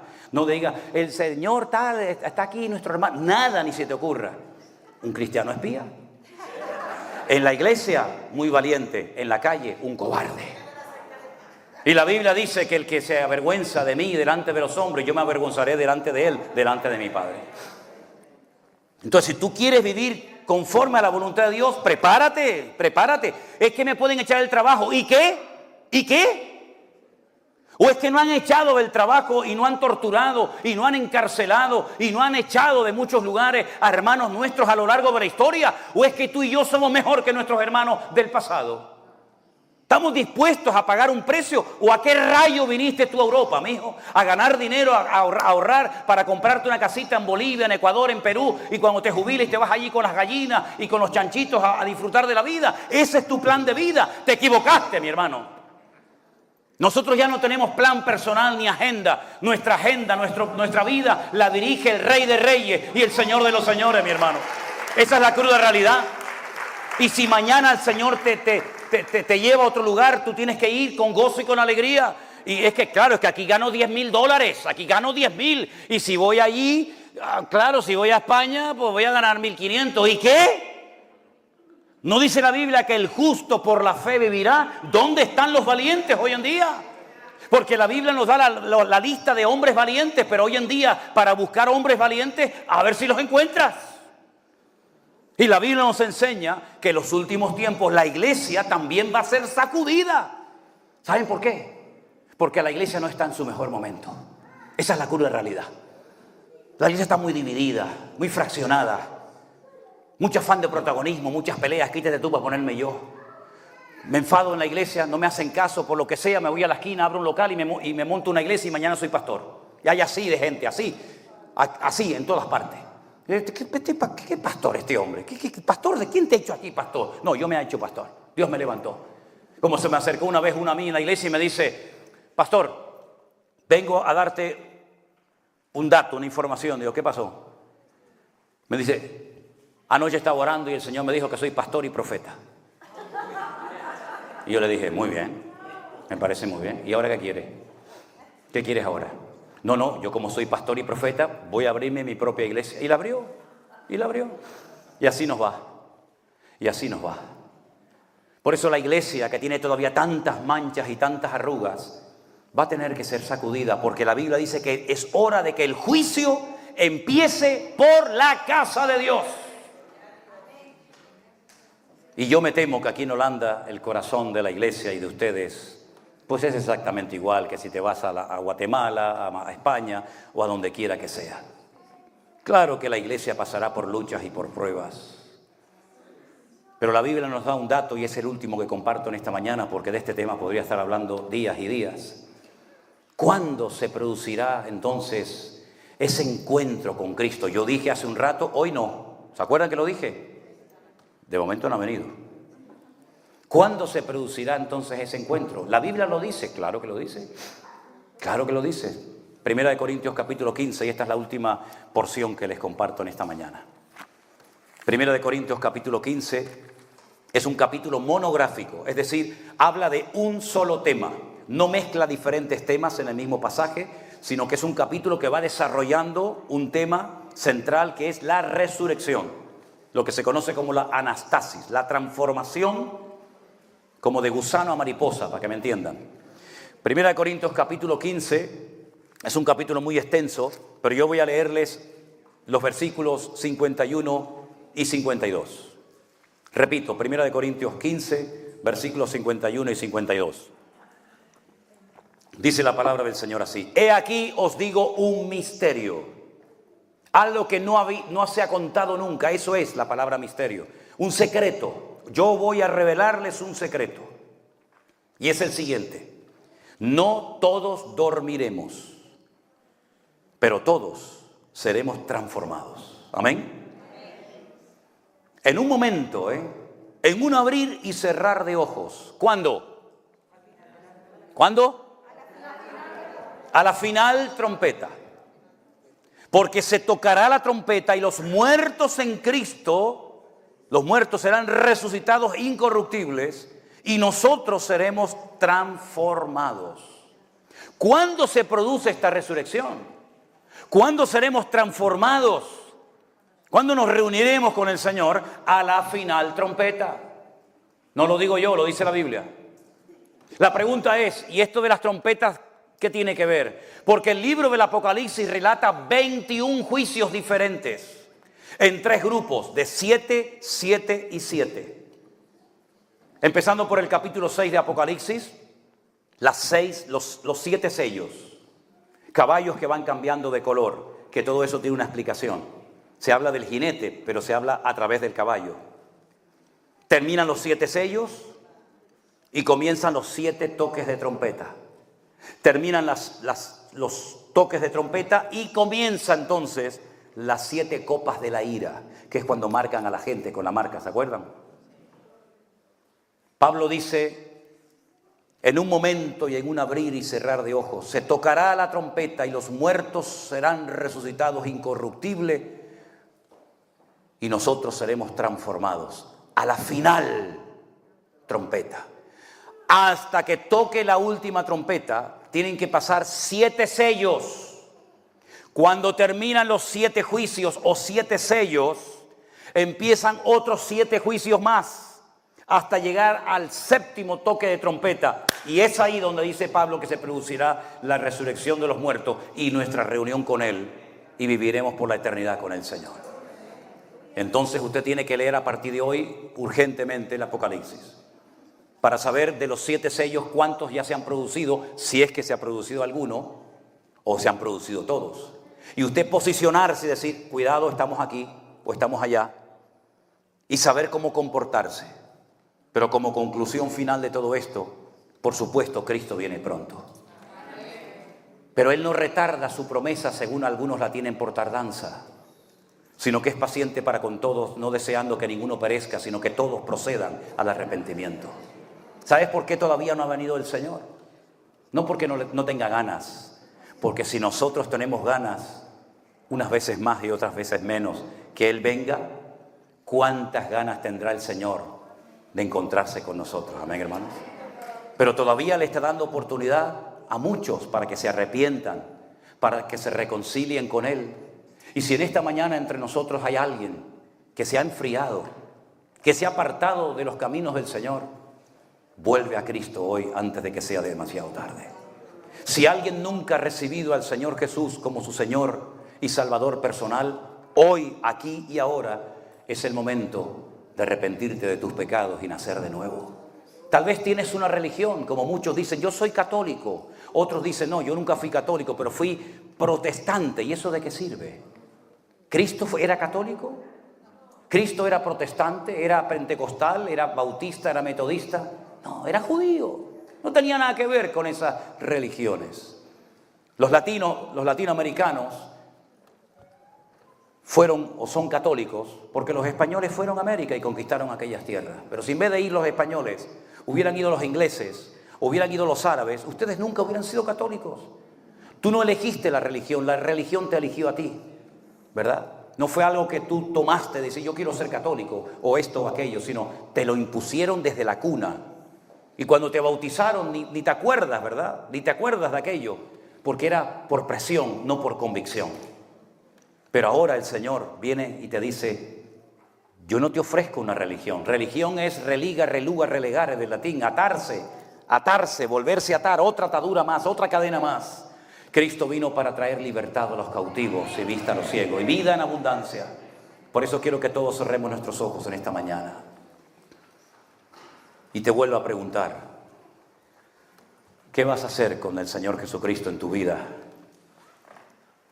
y en tu corazón en el día de hoy? ¿Vas a acercarte a Él? ¿Vas a pedirle perdón por tus pecados? ¿Vas a decirle, Señor, perdóname, límpiame, Señor Jesús? Aleluya. Si en esta mañana hay gente entre nosotros, gracias, que nunca ha recibido al Señor Jesús en su corazón como su Salvador personal, hoy tiene usted la oportunidad. Hoy tiene usted la oportunidad de decir, yo quiero recibir a Jesús como mi Salvador personal. Quiero pedirle perdón. Aleluya. Quiero nacer de nuevo. ¿Se oye? Si hay alguna persona entre nosotros en esta mañana que se quiere acercar a Jesús, que quiere pedirle perdón por sus pecados, que quiere vivir un cristianismo práctico y vivo, no basado en religiones muertas ni en tradiciones humanas, ahora es el momento de hacerlo. Yo invito a que esa persona, esa familia, ese joven, pase al frente en esta mañana y estaremos orando juntos. Rey de reyes, Señor de señores, admirable, consejero, Dios fuerte, Emanuel, Dios con nosotros, el Cordero que fue inmolado, eres digno de tomar el poder, las riquezas, la sabiduría, la fortaleza, la honra y la gloria y la alabanza por los siglos de los siglos. Amén. Rey de reyes, Señor de señores, admirable, consejero, Dios fuerte, Emanuel, Dios con nosotros, el Cordero que fue inmolado, eres digno de tomar el poder, las riquezas, la sabiduría, la fortaleza, la honra y la gloria y la alabanza por los siglos de los siglos. Amén. Invito a la iglesia a que se ponga de pie en esta mañana y juntos cantemos esta alabanza a nuestro Dios. Aleluya. Acércate a Jesús en este día. Vamos.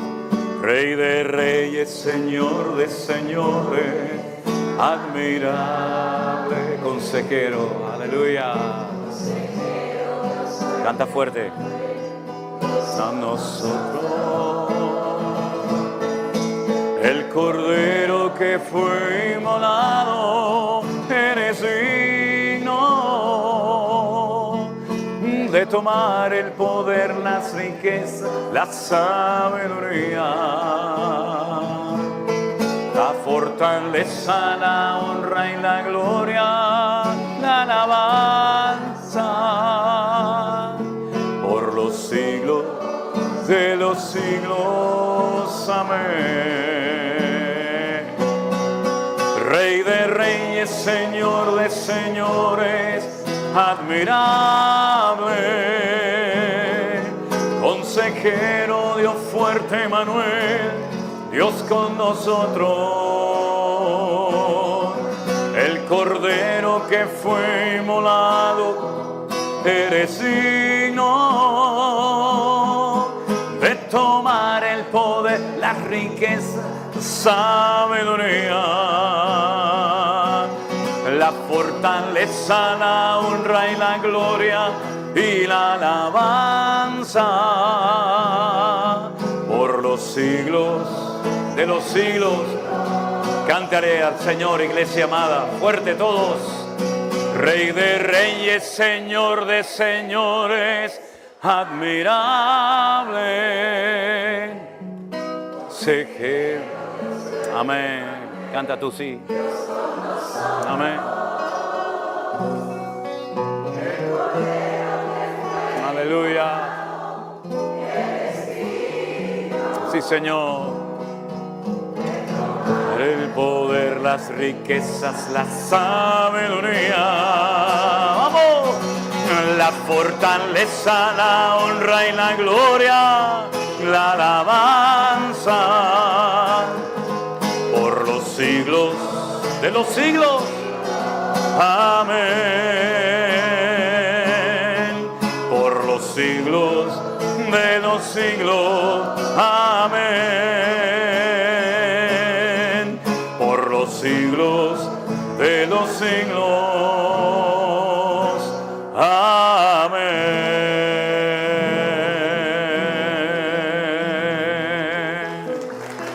Amén. Aleluya. Gracias, Señor. Fuerte ese aplauso a nuestro Dios. A ti la gloria, a ti la honra y la alabanza, Señor Jesús. Amén, amén, amén, amén, amén. Gloria a Dios, gloria a Dios. Aleluya. Yo quisiera en esta mañana que reconociéramos, ¿no? Y le diéramos las gracias al Señor a todos los que han hecho posible que estas reuniones desde el día viernes se llevaran a cabo. Entonces voy a pedirle a nuestro hermano Germán, con su esposa y con todos los colaboradores, todos los que han trabajado de alguna u otra manera para hacer posible este evento, que ha sido un botón de muestra, ¿no? Ha sido simplemente un punto de contacto, ¿no? De lo que el Señor, si Dios lo permite, será de cara al futuro. Siempre hacemos una pequeña incursión, ¿no? Como aquellos espías que fueron y primeramente observaron y después conquistaron la tierra. Pues nosotros hemos venido primeramente a coger el olfato. Y de momento huele bien, ¿eh? De momento huele bien. Así es que voy a pedir a los colaboradores que pasen adelante y le demos a todos un fuerte aplauso en esta mañana, por favor. Que Dios los bendiga a todos y de todo corazón, gracias, gracias, gracias, queridos hermanos. Aleluya.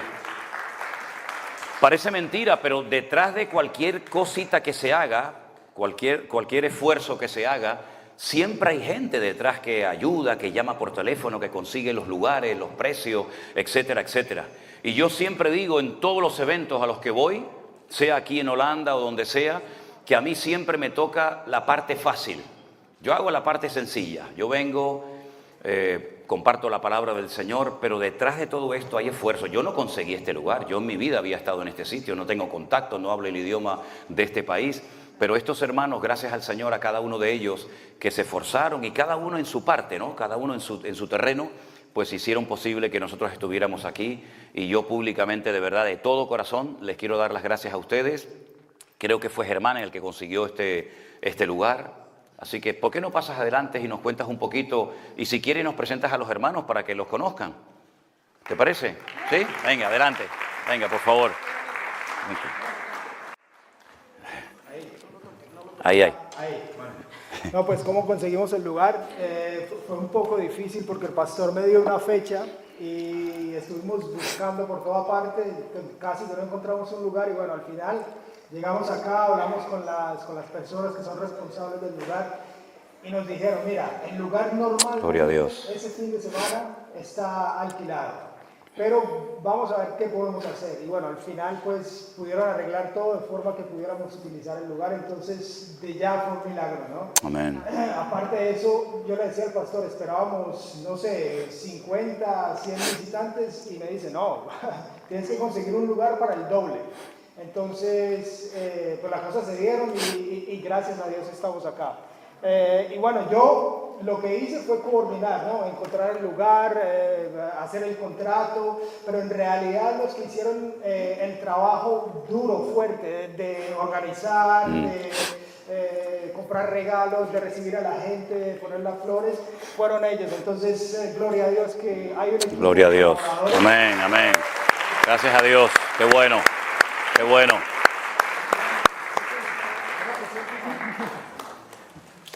Dios les bendiga, hermanos. Póngase de pie, hermana, por favor, póngase de pie. Dios les bendiga, hermanos. Mi nombre es Inívida y soy colombiana. Amén. Gloria a Dios.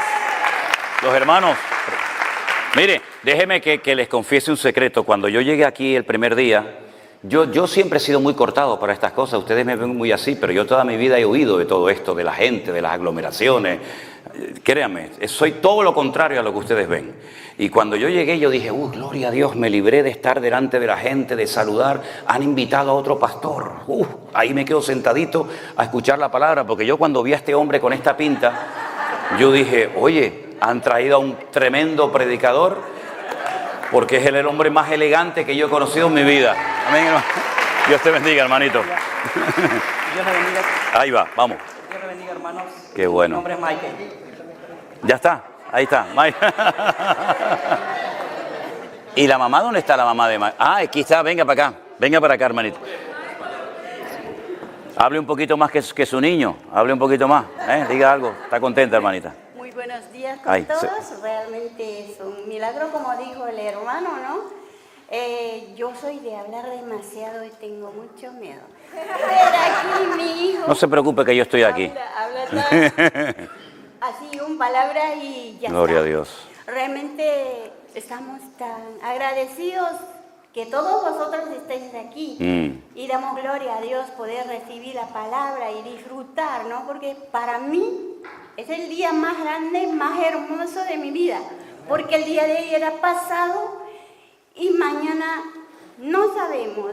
Tal vez pasaré el día. Entonces hoy tengo que disfrutar agradeciendo por todo y sobre todo por el pastor, su esposa, su familia, por la iglesia que está. Realmente estamos muy agradecidos. Espero que podáis disfrutar ustedes también. Muchas gracias por venir. Amén. Amén. Pase, hermano, pase. Gloria a Dios. Qué bueno. Buenos días a todos, hermanos. Soy Domingo, soy de Las Palmas de Gran Canaria y vivo en Holanda. Y muy agradecido de poder servirles a ustedes y al Señor, que es lo que tenemos en nuestro corazón. Solo el Señor sabe lo que cada uno tiene en su corazón. Así es. Y nuestro deseo es servirle. Espero que se hayan sentido bien y salgan renovados de aquí. Dios los bendiga grandemente. Amén. Gloria a Dios. Venga. Buenos días, Dios nos los bendiga. Mi nombre es Adriana, la encargada de las inscripciones. Espero haberlo hecho bien. Hice lo mejor que pude. Pues siempre, de pronto en algún momento habré estado un poquitico estresada porque fueron muchas las llamadas, pero bueno, igual estoy muy feliz de que todos estén aquí y de que podamos haber compartido todo este tiempo tan hermoso desde viernes, sábado y hoy, que va a ser un cierre seguramente maravilloso, lleno de mucha bendición para todos. Ya felices y gozosos y nada, nuevamente al pastor y a toda la familia, bienvenidos y también que sean bienvenidos porque ya hoy se van. Mañana, pero ya hoy es el último día aquí con nosotros, entonces a gozarnos y bueno, Dios los bendiga grandemente. Amén, gloria a Dios. Amén. ¿Alguien más quedó por sí? Sí, venga. Claro, póngase de pie, hermana. Bueno,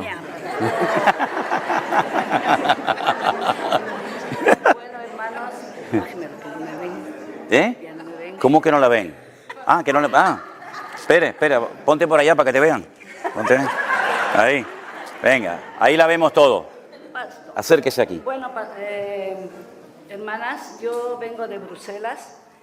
También hay un buen grupo que amamos mucho a Dios y estamos también en este proceso con este gran siervo que Dios nos ha puesto y nos ha dado el privilegio, porque es la verdadera doctrina, porque sabemos que muchos venimos de muchas cosas que nos ha pasado, pero Dios es bueno, grande y misericordioso. Así es, sí, Señor. y nos da de nuevo ese ungüento para poder seguir avanzando. He venido, no he puesto nada de nada, un granito simplemente, pero sobre todo mi amor, mi presencia para con todos mis hermanos, porque somos una sola familia, no somos diferentes. Amén, todos así es. somos iguales. Sí, Señor. Amén. Amén, amén. Gloria a Dios. Amén. Gloria a Dios. Qué bueno. Se me fue empinado. Ahí. Buenos días, mi nombre es Marta Cecilia, colombiana. Vivo aquí en Holanda y estoy muy agradecida de pertenecer aquí a la iglesia virtual, pastor. También he puesto un granito de arena para que todos estemos unidos y, como dice la señora, somos una familia. Amén. Muy agradecida por todo y pastor, su familia, todos bienvenidos. Gracias. Muchas gracias. Amén. Gloria a Dios. Qué bueno. Venga. Hermano. Sí. Bueno, hermanos, buenos días a todos, ¿no? Soy el esposo de mi esposa. Bueno, damos gracias al Señor de tener aquí a todos. Amén. Conocerlos a todos. Que en el Señor somos uno. Amén. Sí, Señor. En el Señor somos uno. Amén, amén. Damos toda gloria y honra. Nosotros venimos de Bruselas y bueno, ahí tenemos, como dijo mi esposa, tenemos un buen grupo y bueno, estamos siguiendo avanzando. Amén. Porque la gloria siempre va a ser llevado el Señor. Amén. Amén, así es. Bendiciones, hermanos. Gloria a Dios. Venga. Sí, sí. Ahí está. Buenos días, hermanos. Mi nombre es Oralí, soy colombiana, vivo en Holanda hace 6 años. Para mí es un privilegio podernos congregar y abrazarnos porque pertenezco a la iglesia virtual desde que inició. Y para nosotros tener donde abrazarnos, porque siempre seguimos todo por internet, pero tener aquí y darle las gracias al pastor y a su familia por hacer tanto esfuerzo por venir a visitarnos. Es un privilegio para nosotros tenerlos acá porque pertenecemos a la iglesia virtual. Yo quiero que las personas, porque somos aquí, somos una sola familia, pero las personas que no tengan donde congregarse, se arrimen a alguno de nosotros, que no tengan donde congregarse y hagan parte de la iglesia virtual. Yo me congrego en la iglesia virtual hace 4 años y es como si estuviera presencial. Y ayer, voy a contar algo, con una hermana que la conocí desde las primeras que se inscribieron. Ella vive al sur de Holanda y no nos habíamos podido conocer, pero ya nos conocíamos virtual por los grupos que tenemos. Y ayer cuando nos vimos fue como si nos hubiéramos conocido de hace años, pero nos conocíamos desde hacía 4 años por el grupo, no nos habíamos podido dar ese abrazo. Ella es de Ecuador, pero es un gozo cuando uno abraza a las hermanas que uno ve solamente por una cámara y sobre todo que ellos estén acá. Muchas Gloria a Dios, gracias hermana, gloria a Dios. Amén, amén. Ven. Ahí va. No lo toques que se cae. Perdón. Pero así que me pongo muy nervioso. Bueno, ahí están mi papá y mi madrastra. Yo también di mi granito, como se dice, mi granita ahí le puse también, pero no hice tanto, pero ahí están. También mucho gusto estar aquí con ustedes en familia, una gran familia que tenemos y poder colaborar para el Señor siempre es un placer. Y, gloria a Dios. Y nada, pues a seguir así adelante, servir al Señor, seguir creciendo también. Claro, oraciones para todos también, yo creo que eso también nos apoya, nos ayuda mucho. Y eso, ahí está. Gracias. Sandra, adelante, mi hermana. Gloria a Dios. Buenos días, hermanos. Mi nombre es Sandra, soy la esposa de Germán, también soy de Colombia y vivimos acá en Holanda. Bueno, yo le colaboré a Germán buscando un poco los lugares y también le damos la gloria al Señor por este tiempo en donde podemos reunirnos y estar con Él. Pero también quisiera reconocer también el apoyo en oración del Grupo 3, porque por esas actividades también el Grupo AO está constantemente orando, entonces también a ello y a el sentido de orar juntos por esas actividades también el Señor todo lo pone en su lugar. Entonces, así es, gloria a Dios. Amén, qué bueno. Quisiera decir yo que hay veces no se ve, ¿no?, el esfuerzo que hacen las mujeres en la casa, ¿no?, y especialmente Sandra, que si bien es cierto no estuvo involucrada en el tema operacional, si ella no fuera mi soporte en casa, no podría yo hacer muchísimas cosas. Claro. Entonces... Amén, amén. Ya te ganaste una buena comida hoy, amigo. Un aplauso para todos ustedes en el nombre del Señor. Dios les bendiga, hermanos, de corazón. Gracias por el trabajo.